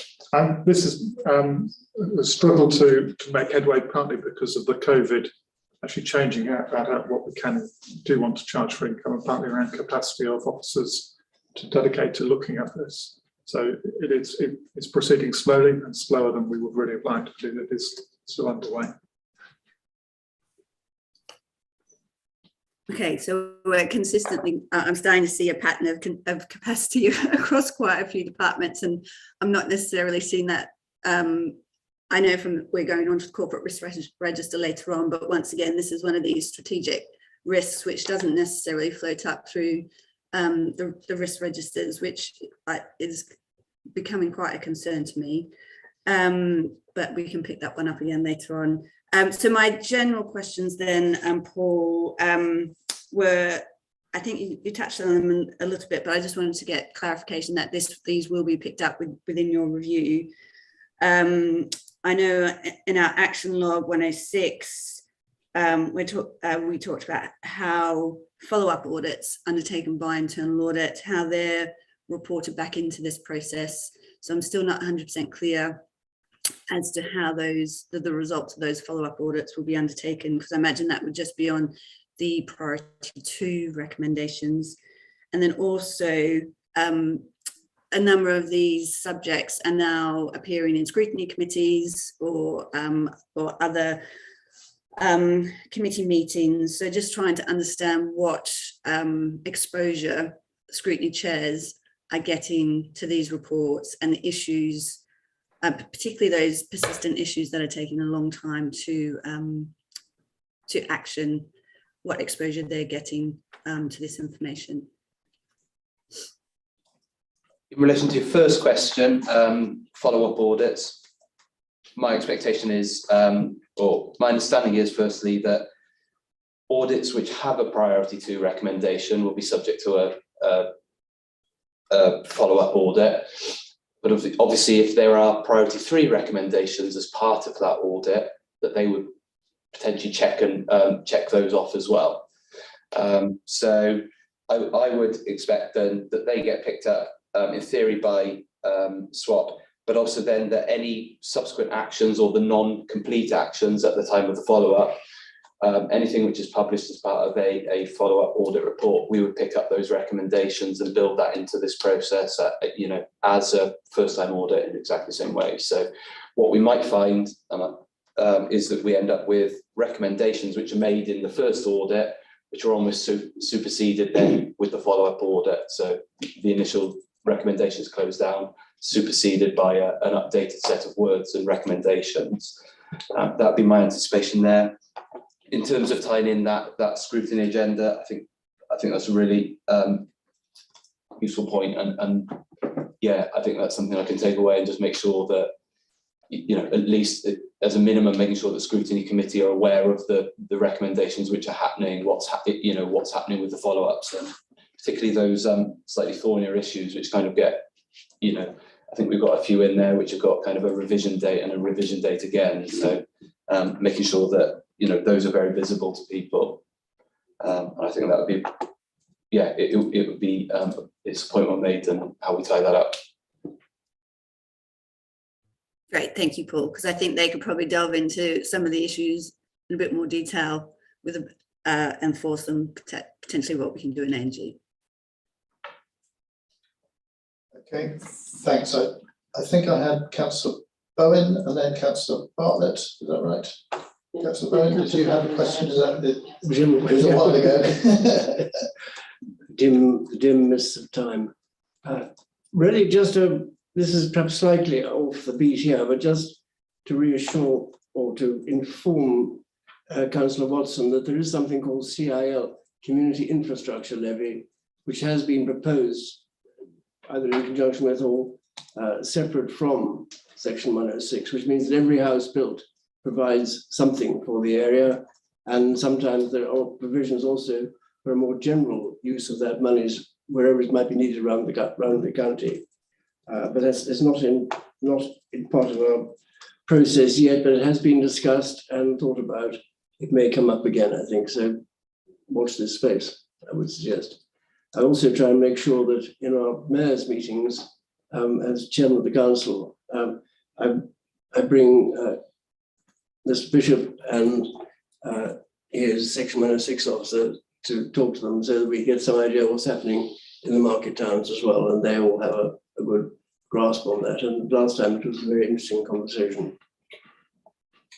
Thank you, Councillor Bowen. Councillor Bartlett.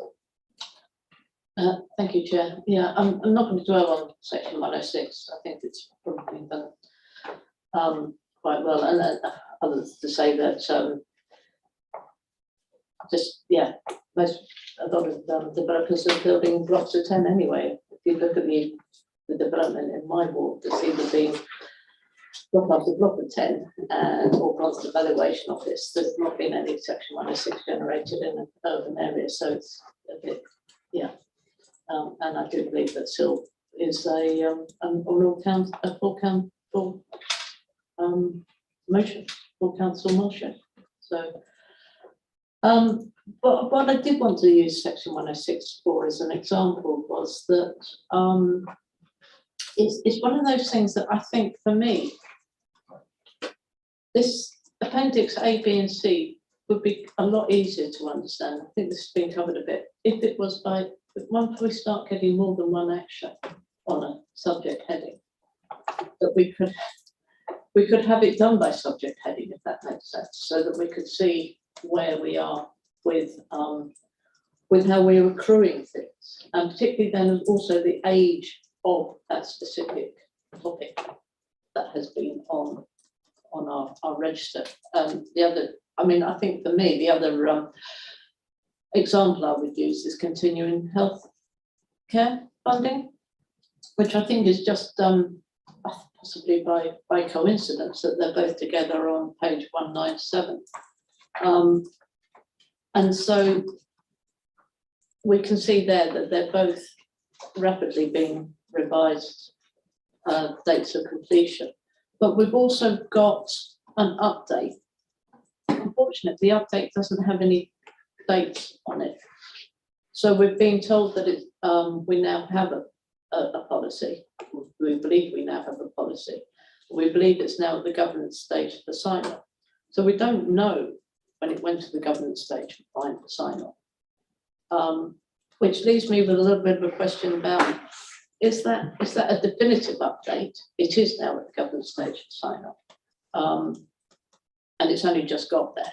So it'll just go through its process to be signed off. Or did it end up at that stage fairly close to the original target date, in which case it's been sitting at governance stage for a year or so? Does that make sense? So if we've got some specific updates about an action that's been taken, but we've got an incredibly long time scale of when we want to completely finish that action. It would be useful to have some dates in that third update, in that update column. Yes. Against that time frame of a couple of years, so that we can actually track that. So that for me, that's those two things. Much better way of accounting for our updates by years, particularly if we've got a long overdue target date, and also when we start collecting lots of recommendations under a specific heading, can we start blocking them together, please, irrespective of where they are over Appendix 1, A, B, and C. Okay, yeah, of course we can look at the presentational thing in terms of grouping them by audits, alphabetically by audit rather than kind of by times, by when the recommendation is due. We can look at that. In terms of the updates, those are updates which are effectively as at the end of September. So that update is current position. It's not an update from a year ago or whatever. So that is the current position. But I think, the one thing that we would benefit in pressing audit recommendation owners on is to potentially make those a little bit smarter in kind of that classic balance of specific, measurable, achievable, realistic and timely. It's an ongoing thing that we work with in terms of audits, trying to make those further pieces of work smarter. So I think this would probably benefit from that as well. And again, one of these things is if we could just get the process more systematic, we spend less time chasing, and we get more time to actually validate the quality of the input and challenge back on that. So, this sits kind of very similarly to that risk process where, an awful lot of time is spent in hoovering up the information, moving it around between documents, rather than actually really sitting down with service areas and kind of providing that challenge, in the same way that you're providing that challenge to us now. So. I think that's a good challenge. There's an inference, isn't there, I suppose, that because the target date has been revised to the 31st of the 3rd, 2022, that it should complete governance sign off before that date and be implemented effectively before that date. Yes. But I take more so the point that you can't tell, apart from the fact that, as you say, this is an update to September 21, when it is now the government stage of sign off actually happened. That could have happened in May 2020 potentially, and then just be stuck there. Of course, yeah. Because we don't have backward looking. Part of it is about how much information and how we present it, because I think the report at the moment is at about at the length that makes it useful and makes it readable.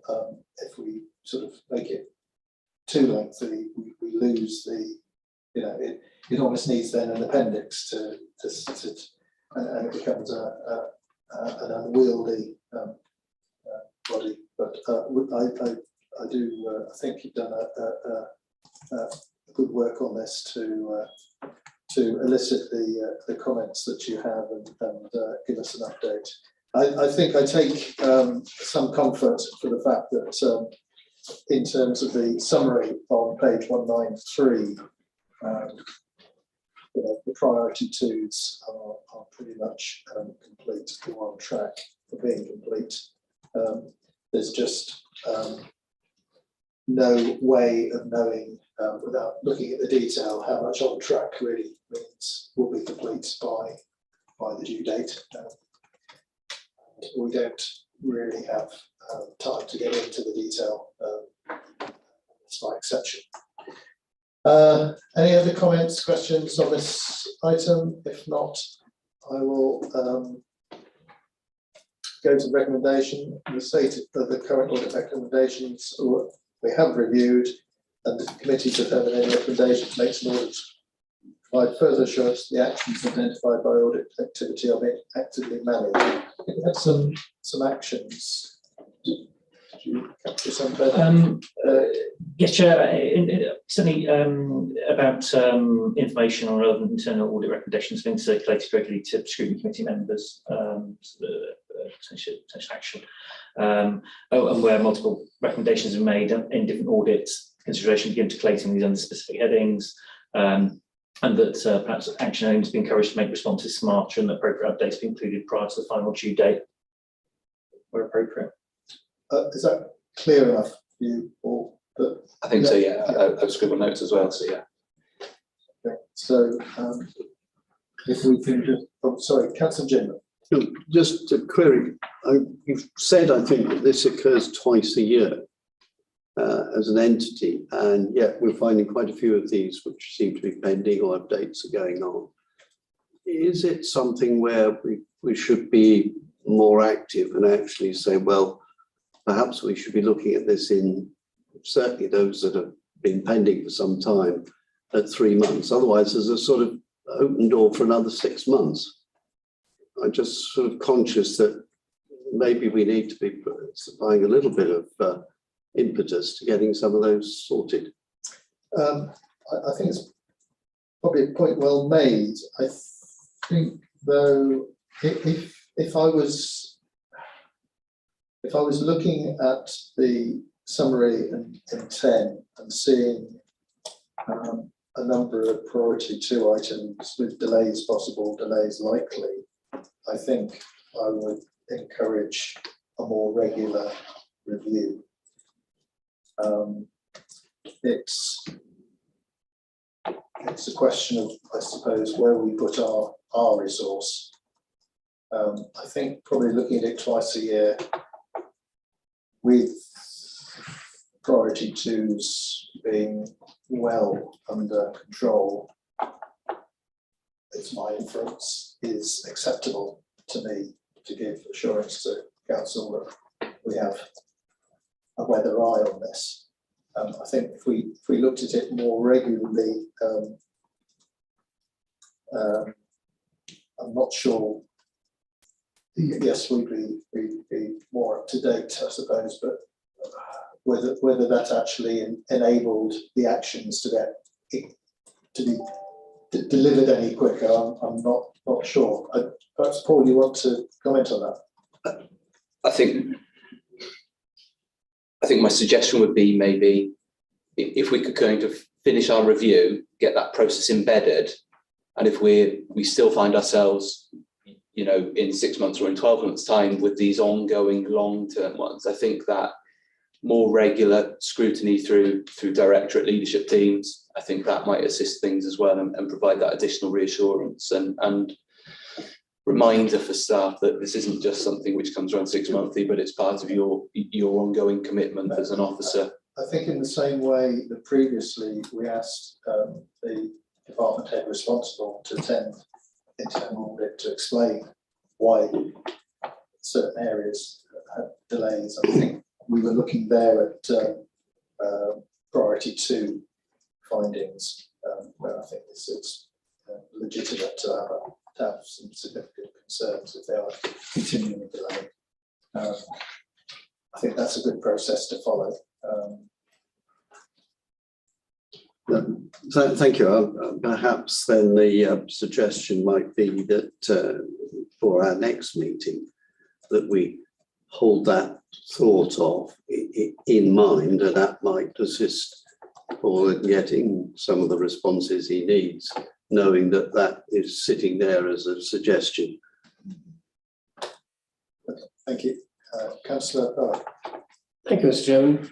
Are there any particular areas of work that are always in retard, as you might say, always behind the times? Do we have any particular sections of the council that have never seemed to get their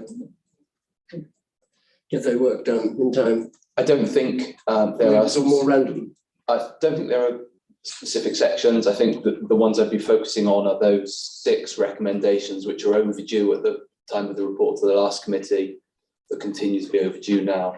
But I think those quite typically tend to be quite thorny issues. And of course, I think Andrew made the point in the last paper about, in regards to the one recommendation, the COVID impact in the last sort of 18 months has meant kind of rewriting some policies has maybe not been at the top of the agenda. But I think, you know, your offer there to kind of ask officers to comment on some of those thornier ones, I think that would be a useful reminder for people as well. Sure, I wonder when COVID will no longer be inflicting its dire and baleful influence upon us. Is there any hope of leaving COVID behind us and no longer being the cause of delay? It's endemic. Well, I mean, you could say flu's endemic too. Yes, seasonal.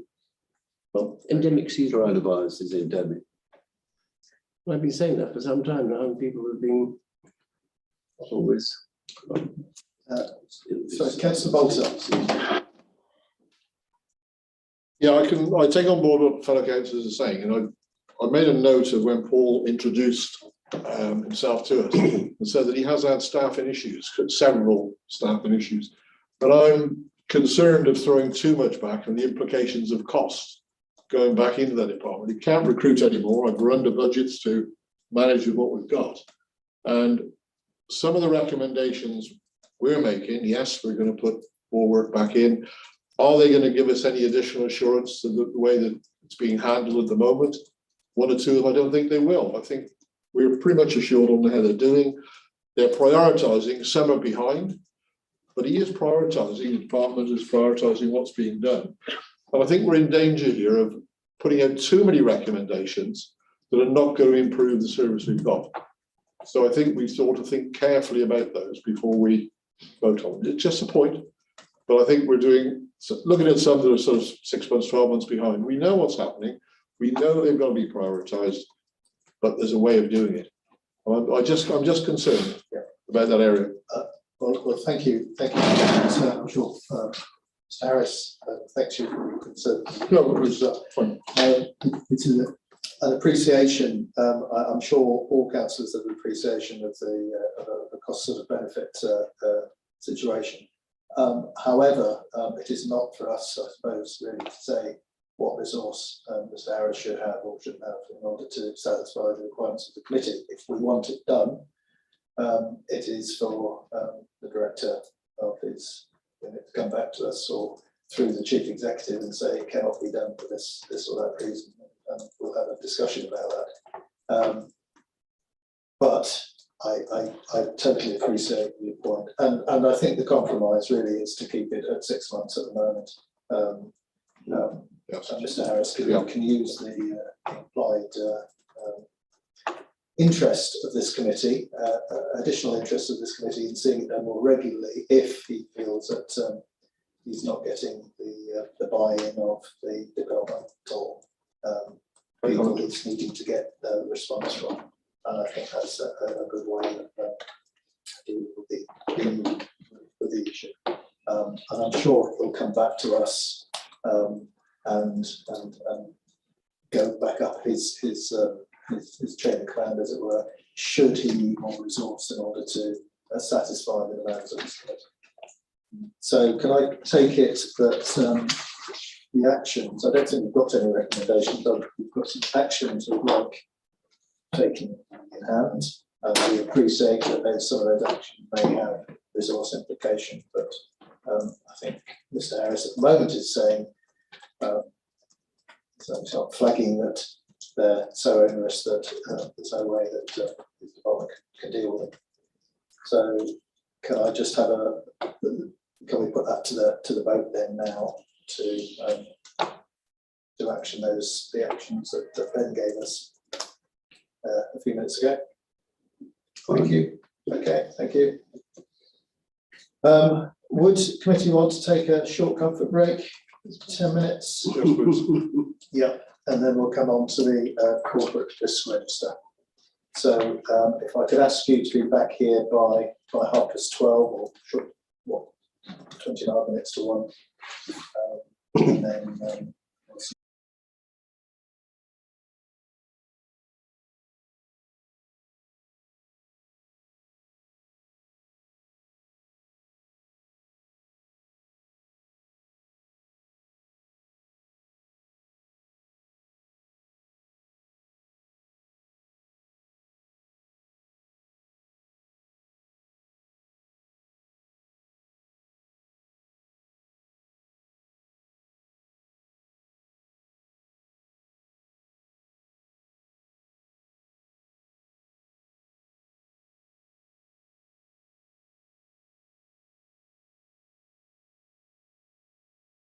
corporate risk register in order to monitor the effectiveness of risk management within the performance management framework. And again, we've got Paul Harris, Head of Corporate Performance, to outline the report to us.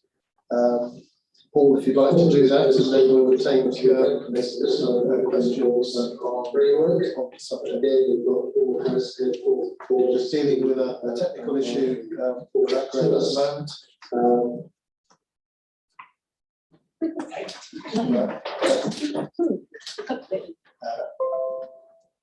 Paul, if you'd like to go ahead. Okay, thank you.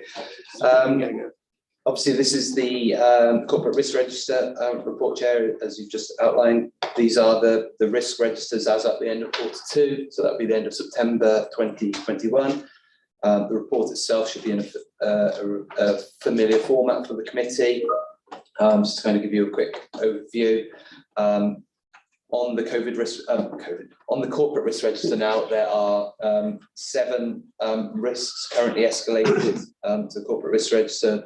That means effectively they're scoring 16 or more post mitigation. There are 2 new risks to the risk register. One is relation to HGV drivers, and I think this reflects the national conversation being played out locally in Herefordshire. And also a new risk in relation to the MASH in children's social care. So that's the multi-agency safeguarding hub, and ensuring that's supporting effective decision-making through integration of resources there. There's 3 risks which have escalated to the corporate risk register from Directorate risk registers. One of those is the market workforce supporting adult social care. This is an existing risk for a long period of time, but I think over the last few months the risk has kind of escalated due to pressures in the workforce and a number of impacts there. Obviously, taking in point that the conversation we had in the last agenda, COVID will have had a significant impact on the social care workforce in the community. There's a risk escalated in relation to land payments in relation to the Hereford City Centre transport package, and an escalation around the recruitment and retention of social care staff and other key roles in children's social care services. One risk has closed since the last report to committee, and that was in relation to the sustainability of a care home. That care home closed and the process was managed accordingly, and as such that risk dropped down and closed. The report also provides details on the Directorate risk registers in the appendices and the movements since the end of July, which was the last report to committee, and the appendices cover the full detail within there. You'll also find the latest COVID risk register attached to the report. We're now effectively 12 months into the new risk framework since we've really kind of worked it back through with the committee now. So I thought just having a very quick review for the committee's benefit. We are, as I said, 7 risks on that corporate risk register now. Through the course of the year, we've had 27 different risks in total. 6 adults, 8 children and families, 5 in corporate centre, almost all of which are linked to COVID, and then 8 in economy and place. I think when we started that new risk register, or that updated framework risk register back in November's report to committee, we saw 18 risks on that risk register. I think what we're seeing over the last 12 months is a lot more movement in risks, which I think is what we're expecting and what we wanted to achieve from the risk register. We wanted to see the more pertinent risks float to the top, so it wasn't just lost in the noise effectively. And I suppose, again, it is set against that challenging backdrop of COVID. There have been a number of risks in relation to that, aligned to the budgets. So obviously through the last 12 months, we've learned quite a lot along the way, and we're continuing to look at how we improve and manage risk. We're mid-review of our first risk management plan refresh. If I'm honest, I'm a little bit behind schedule on that. I would like to have it pretty much complete now, but we're still working through that. But associated with that, we are doing a risk management maturity assessment with SWAP as well. So they're in the process of undertaking that work with us and with senior managers across the directorates. So actually us running a little bit behind with the refresh means that we can tie in those any findings that they kind of bring to the table and they make as part of that maturity assessment, to make sure it's a fully kind of considered process.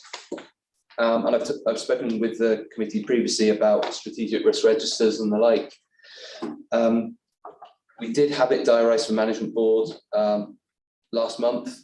Unfortunately, that's been postponed. I think now we're due back on the agenda potentially next week. So it is very imminent in management board's work schedule to work through that. But of course, we're continuing to work in the background to make sure that we update that framework and capture and track the risks and hopefully provide assurance to the committee that my team, my service continue to chase and challenge officers on their articulation of risk, things that they have considered, things that they haven't considered. So that continues. One other thing that's probably worth noting is we continue to do quite a lot of networking and benchmarking around risk as well. There's been quite a lot in the last quarter. And through that, we've identified a nice kind of framework approach, operational approach that we can really bring strategic risk into that current risk framework, and adopted something from Devon Council, prioritising strategic, critical, operational, technical risks. So that aligns really nicely with our existing corporate risk framework. So that refresh will pick that up nicely there. And again, referencing back to the action log in front of us, I can provide a more formal update to Ben after the meeting, but a number of these risk recommendations in relation to risk should be picked up in that refresh of the framework. So they are still very much on the to-do list, haven't been forgotten. I can assure you of that. Thank you, Paul. Okay. Just a sort of comment from the chair is that yes, I think although it's not nice to welcome new risks into the risk register, it's healthy, I think, to see that the register is changing to dynamic life. It's recognising the changes in the world outside and how it potentially will affect the council. So I'm pleased in some ways that you've got some new risks, some old risks have gone, but the whole council seems to be hopefully thinking a little bit more about the new risks, how it mitigates them, how it deals with them. I'll throw it open for questions. Councillor Bowen. Thank you, Mr. Chairman. This may be somewhere tucked away in the detail, but has the state of the Shire Hall and the lack of the availability of the Crown Courts been taken into the risk register at all? Because it's a judicial risk, obviously. It's also a monetary risk, and should we say a sort of a corporate risk, in that we're not making use of our facilities or unable to. And there are some, well, valuable spaces there that are totally out of service at the moment. Is that considered a risk? I'll pass to Paul. I'm sure I've seen it somewhere, but you might be able to put your finger on it quicker than me. I am scrolling through, I think it's Appendix E, which would be the E&P risk register. I'm just wondering if it's in there somewhere. Of course, don't forget that whilst we have a corporate risk register, which is those risks which score 16 after mitigation, we have a Directorate risk register then, which is 9 or more. We also have those service risk registers. So even if it's not in the papers presented here today, it's not to say it's not recorded as a risk. It could be sat below and as that service level risk. I would like to see it brought in perhaps a slightly more prominence, just so we know what's going on and how long it's going to take, etc. I've been told it could take another 2 or 3 years.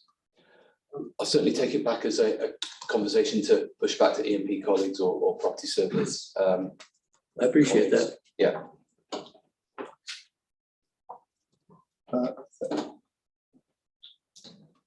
Thank you. Councillor Watson. Thank you, Chair. Hi, Paul. I've just got a number of points, and you have to forgive me because I'm working across several computers. Okay, my points are to specific risks throughout the document. And firstly, it's a minor point for CRR 62. There's a spelling mistake with collection. It's a really minor point.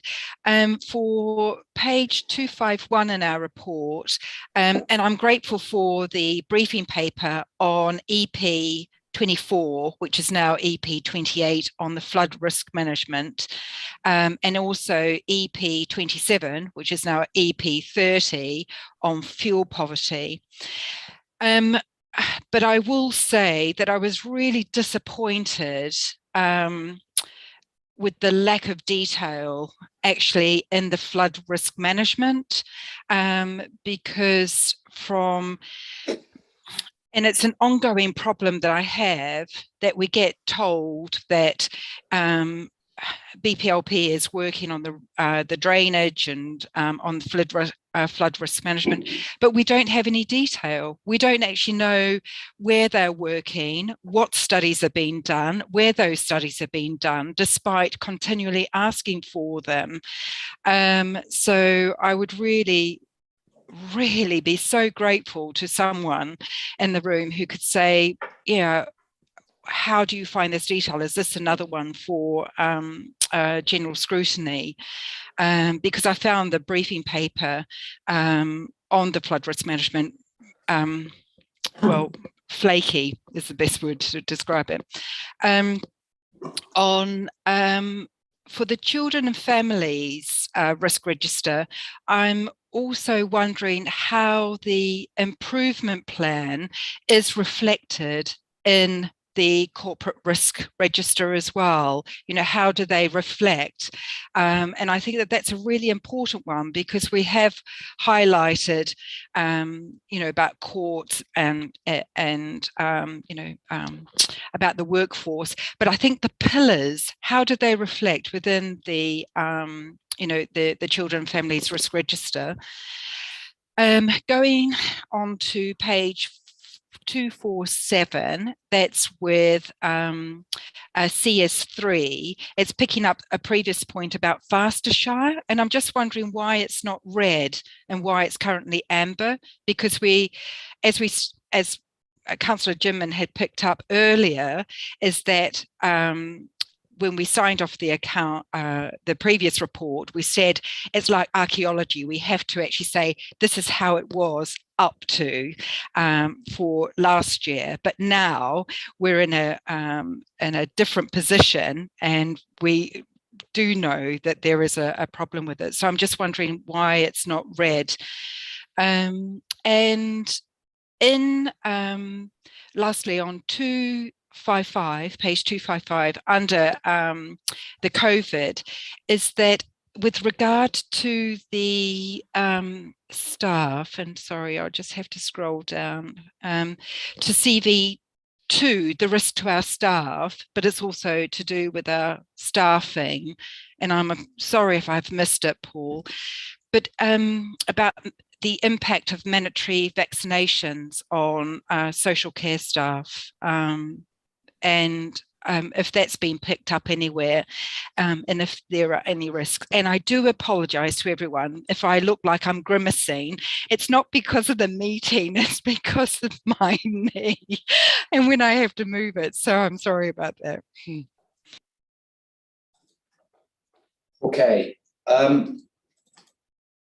I think my response in relation to that flooding is, I don't know whether that's really something to kind of talk about maybe in relation to the risk register, but potentially it is something which needs to be discussed with scrutiny committee. I don't know. It's well, it could be taken to scrutiny. I'd probably say to Councillor Watson, I'd have a conversation first with the cabinet member responsible, and possibly pull in the Balfour BT contract manager if she wants more information on specific projects that Balfour BT are undertaking.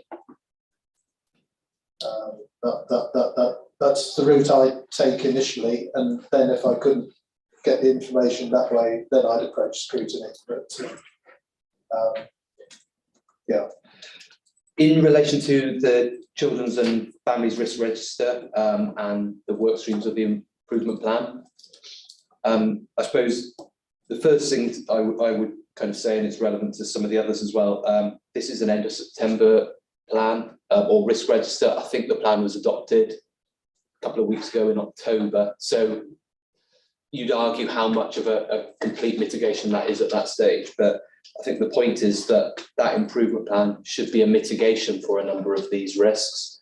So you would expect to see it articulated as part of those either controls, or in reality at this stage, I would say it's not yet a control until it starts to show an actual change in that risk. So if you take the example of recruitment and retention, us having a plan at this stage may not make that much difference. I think until you actually start to see the changes on the ground, that's the point at which I would expect to see those changes in the scores with that risk.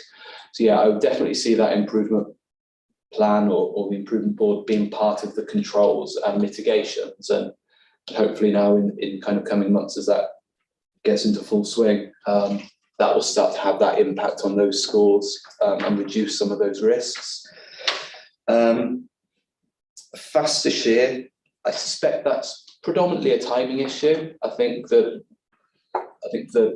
discussions have been probably more into October and November around the current position around faster share. So I suspect as we get to the end of December and into January and refreshing that risk register, we may see an updated position there, and that may escalate further. I think obviously we talked about it in an earlier item. I think we're 93-94% coverage of superfast broadband. That'll be in the budget and performance papers for Cabinet tomorrow as well. So the update is in that. And then your final point about the impact of vaccinations in care staff. I think in reality, that is one of the big drivers which has caused the one risk to escalate back onto the corporate risk register. I'm just trying to find the reference for you now. It is going to be CRR 31, so where we talk about a limited capacity within the social care workforce. We're particularly looking at carers, people that work for domiciliary care agencies, care homes and the like. You know, one of the underlying pressures around that, I believe, is associated with the mandatory COVID vaccination. So whilst it may not be articulated explicitly within the COVID risk register, it is, you know, it's inherent within that risk there that, you know, that is one of the key drivers for that risk increasing and escalating up onto the corporate register. Can I come back, Chair? Just on that last point, is because Councillor Balderson picked up about the connectivity, you know, the horizontal connectivity between risks, and I'm just wondering if it's able to be, you know, how, you know, it may be inherent, but is it worth actually stating so becomes more evident? Because we look at the vertical integration, but it's that horizontal integration across all risk and risk register. It could be certainly made more evident in the risk description as to why that's becoming an increasing relevance there. Okay. Thank you, Paul, and thank you for the explanation about the timeline too, about my other points. So I'm grateful for that. Thanks.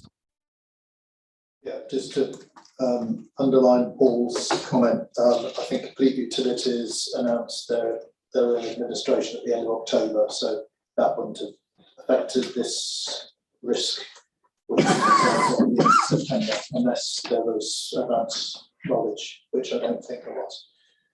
Well, I'm not aware of any. Councillor Bob. Thank you, Chair. And thank you for the work on this, Paul.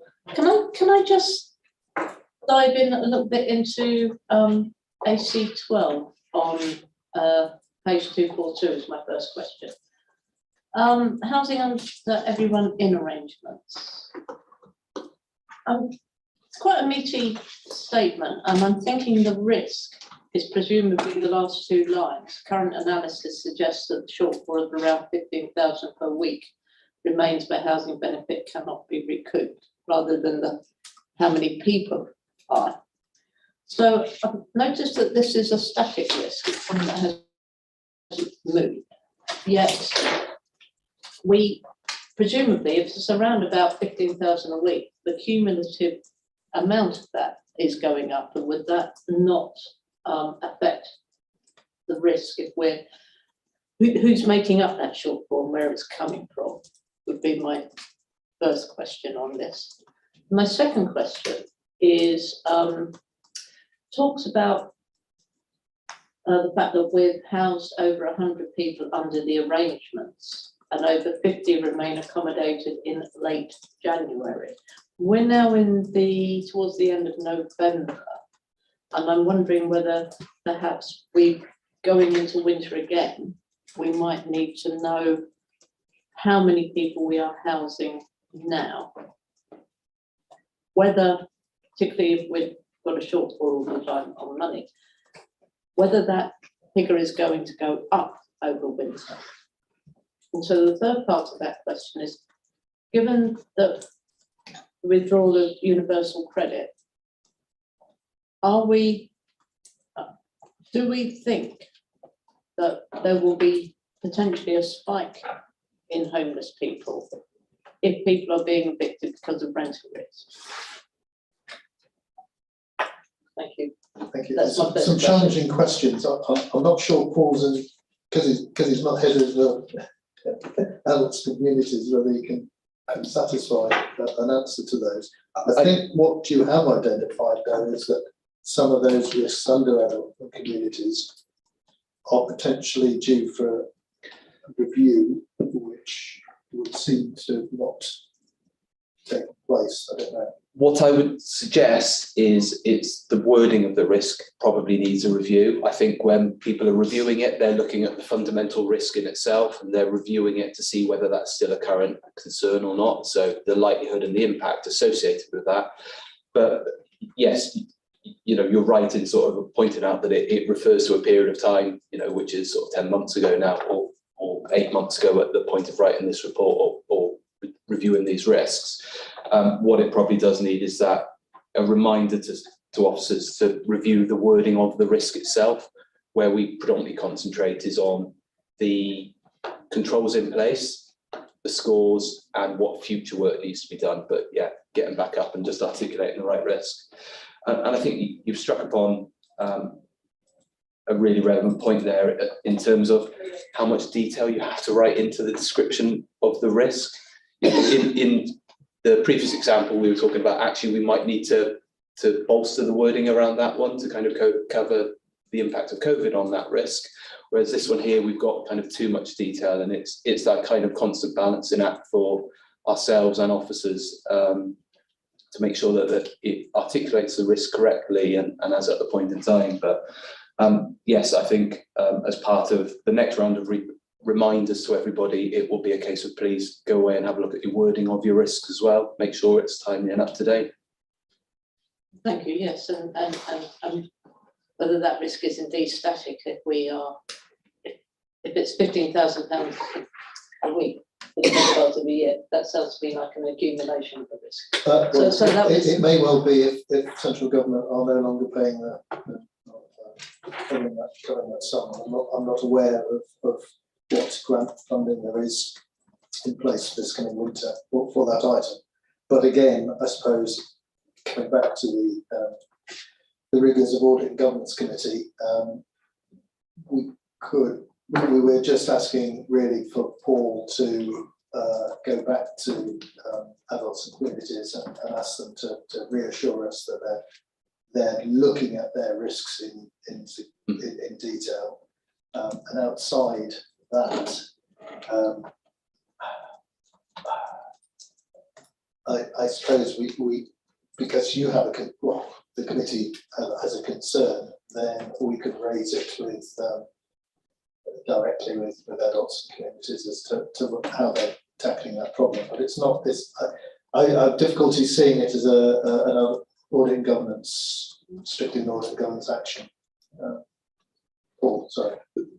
The one thing I can kind of assure you is that Directorate does look at their risk register and they're reviewing their risk register. I know, you know, my performance lead has sat down with the Director as part of the kind of the sign-off process almost as of the Directorate risk register. That is subject to review. Like I say, you know, whether they're truly considering the wording of all risks and the historic wording and whether that needs to be updated. I think what they are doing is they're certainly considering the current position of where we are with that risk, whether it's up to date and whether the mitigations and controls that are in place are having that impact is definitely underway. So one benefit audit adult communities does have is at the moment they have a surplus in their budgetary spend, so they can absorb potentially they can absorb costs if they are so minded to do so. Yeah, okay, right. I'm conscious of time as well. Okay, can I just go on to my second question then, please? And this is on 255, and it's the COVID risk register. Just for clarification, CB4, risk to the local economy. We had a risk score of 20 before controls. Now we've put some controls in place. We have a risk score of 25, and it feels to me as if we're going in the wrong direction. And I just wondered if I could have some clarity on why a risk that might have gone from 20 to 25 if we're trying to mitigate against it. It would suggest, wouldn't it, that some of the mitigation isn't quite working the way. Somebody pressed the wrong button. Yes. It also feels that that one might need just a bit of a reminder and a refresher on that one, because obviously we've had COVID recovery plan put in place, significant amount of grants in place with the council support. So it does feel like that one might need just a bit of a refresh and a reminder. And I'll take that back with the person who kind of relates that risk register. I think it goes back through, I think it's Silver Command. I think they're the ones who are holding that one. Yeah, So I think that'll be useful. I noticed that I've lost the view of whoever's on Zoom at the moment. So I don't know whether technically we need to The one is still on that. We're still on that one. Still on that. And these have dropped. Yeah. Councillor Bowen. Thank you, Mr. Chairman. I just wanted to ask Councillor Barton, when she said withdrawal of universal credit, did she mean the total withdrawal of universal credit or just the £20 uplift? That's a big difference. Apologies, yes, my shorthand, you're right, I was referring to the uplift. Thank as you. being, I think it's just very an important to get that. economic pressure that has come onto some of our residents. Thank you. Thank you for that clarification. Are there any more questions on the corporate risk register at this point? No. In which case, Ben, do we have some? We don't have any recommendations. I think we have some actions. I think the only actions I noted were more general, but the horizontal linkages between risk registers being made more evident in risk descriptions. That's the point, of course, referring to. And the office has been encouraged to review and refresh the wording of risk where appropriate, particularly as identified for the Audit Directorate. Yeah. I would also ask the point made by Councillor Bolton in an earlier agenda item be noted that I know you kind of touched on it, but specifically at a corporate level, considering how capacity across the organisation is affecting organisational performance more generally. I'm not sure. We like to silo these risks, but this is non-silo risk. It's probably not at the level that it needs to appear at top level in the corporate risk register at the moment, but I think it's one that that should be considered by the senior officer staff. So that's not an action, I suppose. That's a comment from the chair or the government. Yeah, sorry, Paul, and then Councillor Bowen. just quickly to say, I think that's certainly something for consideration as part of that strategic risk exercise with management board. I think there is a conversation about resourcing within the council. There is also something about the skilled workforce within the county as well. I know it's kind of picked up in the skilled workforce in certain areas. But, sorry, Councillor Bowen, and then we'll come to the. Thank you, Mr. Chairman. I'm appreciating my ignorance of how this committee works, etc. But on page 254, EP 26 highway condition, how is that being rated? Because I think it's actually a very serious risk. Sorry, page 254 at the top, second paragraph down. Currently been scored, it's EP 26, isn't it? Currently been scored as a likelihood of 5 and an impact of 2. I mean, if you've got questions over that scoring. I think that's an underrating. I can take that back to the officers and ask that question. Obviously, EMP are having quite a bit of change now in officers, so I think reviewing and refreshing risk registers might be part of that agenda as well. The same way that we saw that children's did. So yes, and we are told it's a deteriorating asset. Funds are going down, and the condition is worsening. I think that is a much bigger threat to us, and certainly have a reputational impact all the way. And if you come out into our wild little side roads and by roads, which actually are the lifeblood of our community, the arteries of our communities, they are considered to be a very serious threat. Some roads are disappearing altogether.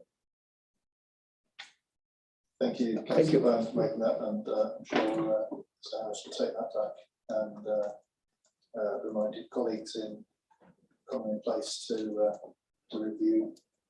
Thank you. What is of interest to the committee really is that the risks and the risks then mitigated, reflect a standardisation across the council, and it is inherently difficult to do that when you're dealing with roads as opposed to children, as opposed to adults and those things. But I think the point's well made. Can I take it that Sure. Given your comment then, given Councillor Bowen's comment, does that then suggest that risk should be divided and say what's the risk to C roads, U roads, A roads, B roads? In other words, how far do we define it down? Because I'm sure that Councillor Bowen would be joining with me in talking in terms of the risk to C roads and U roads, whereas we might not be making the same comment in quite the same way about A roads and B roads. I just want to be careful we don't end up cutting this too tiny, but equally missing something which I think that would be a decision for the Common in Place to make when they wanted to rate a different risk on different categories of roads. But I would reflect on my ward and say it doesn't really reflect what category of road you're driving on. They all have issues to some extent, and I think for the Common in Place to really to look at their risk rating there. Can I ask that we take this to that we've accepted the report. We've made we've noted some actions that Ben has.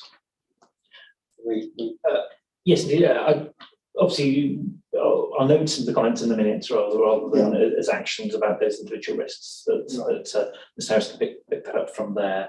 But essentially, the actions are around the risk, the linkages between risk registers being made more open in the risk descriptions, and the office has been encouraged to review and refresh the wording of risks where appropriate, particularly as identified for the Adults and Communities Directorate and the Economy in Place Directorate, as referred to in the text above. I mean, I think before we vote, I would say that each of us as individuals will always have disagreements with the way risks are rated and the way risks are mitigated in terms of the knowledge and the values. What we're trying to achieve is some normality across the organisation as a whole. So could we accept this report? Aye. Thank you. If I can now move to agenda item 12, the annual review of the council's. Sorry. Just to remind you that it's 1:10 and you might want to. Yes, we're finished at 1:15 unless we give ourselves permission to carry on. Thank you. Well noted. I had intended to do that before I was way late. Right. So under the Constitution, items 4.1.18, expiry 3 hours. Chairperson may determine that the meeting continue beyond 3 hours duration, or that the remaining business be conducted at the meeting be deferred to the next meeting, deferred to the extraordinary meeting, etc., etc. I suggest, given that we've got 2 items, and we want to just discuss the, or 3 items, and we want to discuss the tracker, that I ask you for permission to extend the meeting to 2 o'clock as a deadline. If that's acceptable. Obviously, if we can get through the business before then that's all to the good. But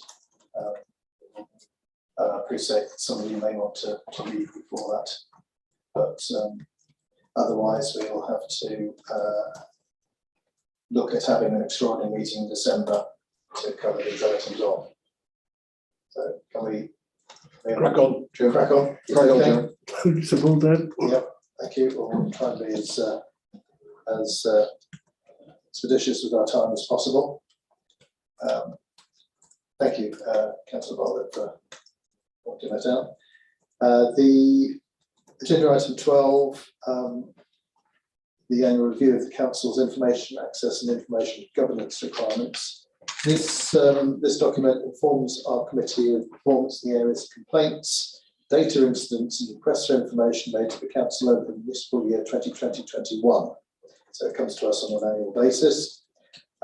Carol Trekinitis, the Head of Information Compliance and Quality, will speak to it, have the document, and I don't know, Carol, if there's some highlights you want to point out to the committee, and then we'll accept, I'm sure, any questions that the committee has on the document. Thank you very much, Chair. Yeah, the only highlight really that I want to bring to your attention, that obviously it was an extraordinary year for a number of reasons for all of us concerned with the COVID pandemic going on. And that did show that in the beginning, when we had our first lockdown, there was a slight drop in the number of information requests, particularly FOIs that we had at that time. At that time, through that first lockdown period, the ICO did make an announcement that they were going to suspend doing investigations around complaints and freedom of information requests. And it was down to local authorities to decide whether they suspended their service or not.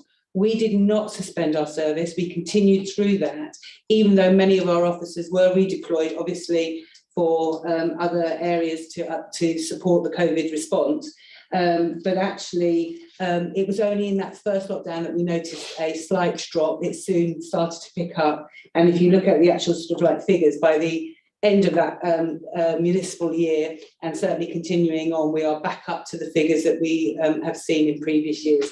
And I do think it is worth noting that, you know, it was down to, you know, individual members of staff working extremely hard to make sure that we did meet our deadlines, and we did meet, and we kept our performance rates right up to 98% of response rates, which exceeded a number of our partner organisations and other organisations that actually suspended. So I just think that's worth a note.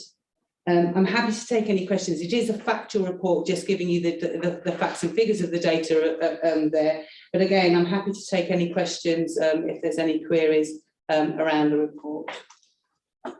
Thank you, Carol. I think I would speak for other members of the committee to commend your team for their work during COVID and carrying on with all this, and that they've managed to reply to the request for information within the time periods, pretty much as set by the Information Commissioner's Office and others, which is really excellent.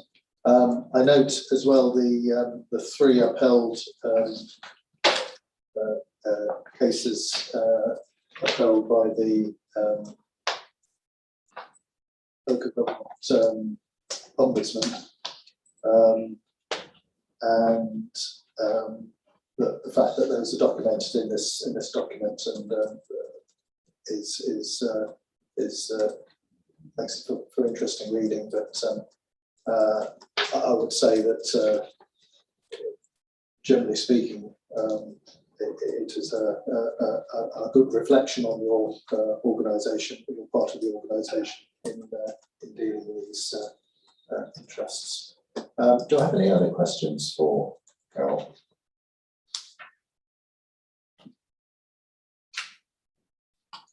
No, Chair, just to endorse what you said, really. Yeah. Yes, don't feel hurt that there aren't a deluge of questions. Not at all. At your door. Not at all. It's a, as you say, it's a factual report. It gives us a lot of assurance, and I think we can pass that assurance on that our information governance arrangements are working well. I think, Mr. Chairman, it reflects the clarity and precision of the report. Indeed. Commendation for it. Yep. Okay. So if we have nothing else to say on that, then I'll turn to the recommendation.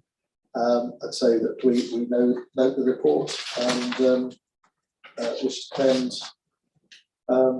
your group on its work. Thank you. Appreciate it. this year, and we look forward to receiving a similar report next year. Okay. Okay, thank you. I suppose we ought to vote if that's the case. Thank you. Thank you, Carol. Retreat at this point. We now have item 13, the whistleblowing policy review. This is the report to review Council's whistleblowing policy, and has been written for us by Claire Ward, the monitoring officer. Claire, I don't know if you wanted to comment at all on the report before we consider it. I'll just give a quick introduction. I mean, the committee will recall that we had a working group last year to revise the whistleblowing policy that was undertaken and it has been enforced now for the last year. What I did this year, because we'd undertaken that work, is ask for a staff panel. So I wasn't part of that, but I organised the staff panel to make sure we got the views of others, not just the committee, and how this works and how this operates. And you'll see there's some very, very useful feedback, I think, from actually how it's embedded and how it's used in the council. And my recommendation is that we spend some time on the culture and embedding the whistleblowing policy into our day-to-day activities. Happy to take any questions. I think for me, Claire, the interest, well, one of the interesting things was that the word whistleblowing seemed to be a barrier to using the process. And I understand previously we called it something else, but it is quite a difficult one to reword, I think. It is. It was called the Confidential Reporting Code before, and no one knew what that was.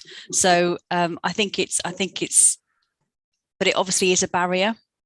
So it's either that I take that back to staff and I float some ideas and you're happy that I have delegation to change the name of the policy, or we come up with something which is very simple, like the raise a concern policy. You know, I'm not sure we'd get it right 100% for everyone anyway, because it's very difficult, isn't it? But obviously that whole term whistleblowing has connotations that you know, we may not wish to have in the council.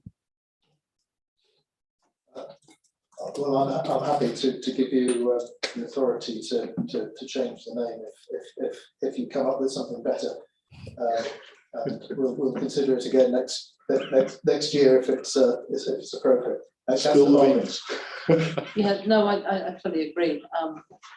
That and I think that's borne out in paragraph 17 on page 272, really, isn't it? That we probably do need to change the name, and also certainly look forward to you coming back and telling us in 9 months' time. That's a suggestion at the moment. I'm just wondering, do we need to firm that up and say, yes, please, that suggestion that you've made in paragraph 17 is now a recommendation that you do actually come back? Well, we review under the work programme whistleblowing every November as a standing item on our work programme. So I think it's on the work programme for November. For this November, certainly. Yeah. Yeah, we need to just the. So the recommendation, I think, that you're making stands that we look at this policy on an annual basis. Certainly, I think while it is such an emotive issue, more widely in society, and promoted within public organisations, especially, I think an annual review of the numbers and the way things are working isn't unreasonable. Yeah, I think so. Yes, because I mean, my governance question was whether we needed to put a suggestion that's in a report down as a specific recommendation to accept that suggestion. Yeah, I'd go to monitoring officer perhaps what her view on that might be. Yeah, well, I think if you wish to give me a direct instruction, I'd say it's implied because that's what I've said I'm going to do as part of the of there. But I think to track actions, it's a good idea to actually have it as a recommendation. but it's just the timing. I said 9 months because I think that's how long it takes to change culture, but you may wish to align it with the 12 months when you have the review. That would certainly square that circle. So a recommendation to review this again in 12 months' time. I think, Mr. Chairman, Councillor Bowen. paragraph 17 sums it up fairly well, I think. And that's what we need to have done. It does, and we'll take that as the recommendation, I think. Councillor Ginman, sorry, Councillor Ginman. Thank you. As Claire is aware and others that I was involved in looking at this originally, and we had some quite helpful advice and discussions with looking at other people's policies, and not least some useful assistance from some of the unions that have been involved in this process. And I think that whilst I note this difficulty with the word whistleblowing, I think it would be useful to have that same discussion with the unions that have been involved very strongly in looking at this. And I remember, I think I'm right in saying, Claire, that it was with regard to the NHS. I think they were helpful, and our own Councillor Gemma Davis in that regard was very helpful in pointing us in that direction. If this is a general problem, I mean, it's interesting that the word doesn't exist in the legislation as such, but it's become the adopted media word and the shorthand that everybody understands. And I think if one moves away from it, you've got to be very cautious that you're not losing the very essence of what it was supposed to be there in the first place to do. So I think consulting, as you said, with staff, but perhaps I'm suggesting a little broader than that in terms of others externally who will have looked at this on a larger scale. And then it may actually be more of an education within our own staff as to what whistleblowing means than actually changing the wording of what the policy is labelled. Thank you, Councillor Ginman. Claire, if you take that on board a little bit within the recommendation, I think we'll frame the recommendation that you consider changing after researching with other organisations, but possibly their approach. Thank you. There won't be a right answer for everybody, I'm afraid, on that one. We take this as is. Thank you for the report. I know it's taking a little time for us to schedule it into our work programme, but I think it does show that the system is being used, and hopefully it's being used to the benefit of the council and the wider community as a whole. Have we any other comments? No. In which case, can I ask Ben, did you manage to generate a recommendation from yeah, essentially further consideration be given to the name of the policy with the Solicitor Council authority to change it if necessary following further research and consultation. Yeah. And that a report be made to the committee on progress of the policy in 12 months' time. Lovely, thank you. Can I have support for those? Thank you. Agenda item 14 now, the work programme update. You'll have in electronic form the work programme that you probably won't be able to read, but for the benefit of those of us that our clerk has printed that out in a nice A3 sheet. You can see what we're due to deal with in January. Now, we are also going to deal with the updates to governance in January. And we may have to look at some of the items due to us in January in order to accommodate that important piece of work. I don't know, Councillor Bolton's still here, between her and Claire Ward, whether we have a sort of an updated timetable for when that piece of work will come to audit and governance now. Can anybody give me an update? We do have a plan, but it hasn't been signed off by the working group yet. So the working group meeting is next week, but we are looking towards January coming to Audit and Governance Committee. That is definitely our plan. Thank you. Okay.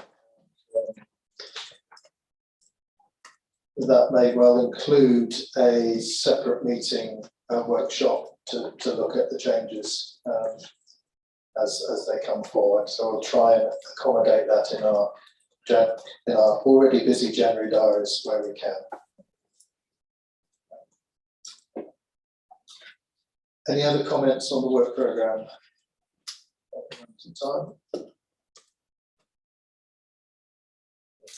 Can I just check, Chair, just to advise that the standards panel has had to be reconvened because of quoracy issues. So can I just check that we've got the annual code of conduct report now coming in January? Yes, Chair, that's been added to the list. So yeah, that's stating that. And if you'll allow me a little leeway, I'd like to advise the committee that I've had 2 independent persons resign since our last meeting, and that's Jerry Hodson and Steve Wilmont. And I'd like to record their thanks, please, for the work that they've done in supporting the council's code of conduct regime. Indeed, yes. And thanks go to them for their work in that area. So can I on the back of that then? So, yeah, sorry, Councillor Bartlett, then Councillor Watson. Will we be going back out to recruit more independent chairs? Claire, we have sufficient at the moment. That still leaves 4. I've still got 4 independent persons. I believe their term is due for re-recruitment next year anyway. Councillor Watson. Thank you, Chair. Just point of clarity, is January our next meeting, or are we due to have one in December? There isn't one scheduled for December unless there is business that needs to be done in December. I don't propose having another meeting this side of Christmas. Great, thank you, Chair. Clarity from our clerk in case I've... No, it was initially suggested, because we have quite a large agenda, whether or not we split this particular meeting out into 2 meetings, but with your efficiency, we've got through the business quite well. So the next meeting is indeed in January, on the 25th of January. 25th of January. Unless other matters come up in the meantime, but that's the scheduled meeting. I know we did raise the possibility of another meeting in December in the latter weeks of last month. So the date of the next meeting is the 25th of January at 10:15. We did want to just look at the action plan, so I propose go back and do that before we close the meeting, since we have a little bit of time. Would anybody? I think Councillor Watson, you were keen to raise some issues here, so I'll throw the floor open to you if there's some items on here that we want to go through, or whether we want to go through every update. What's the view of committee? Yeah, thanks, Chair. It was actually, I've been communicating with Ben during the meeting, so he's actually got the update for my outstanding item, which so that one's been signed off. But just give me a moment, because I've got to go back into the other computer to find the updated action log. So yeah, I'll let someone else have the floor. Thank you.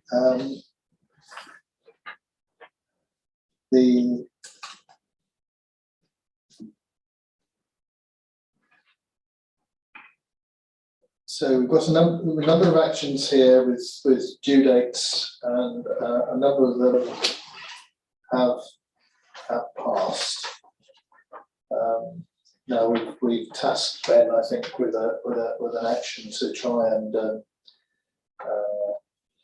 provide updates to those those past dates and to should, I suppose is the right word, those owners of actions to provide some indication as to not just when they might update them, but what the problem is in delivering the actions. Are there specific actions on this list, committee, that we want to discuss at this moment in time, or are we content to give Ben free rein to contact the action owners and deliver us an update? So,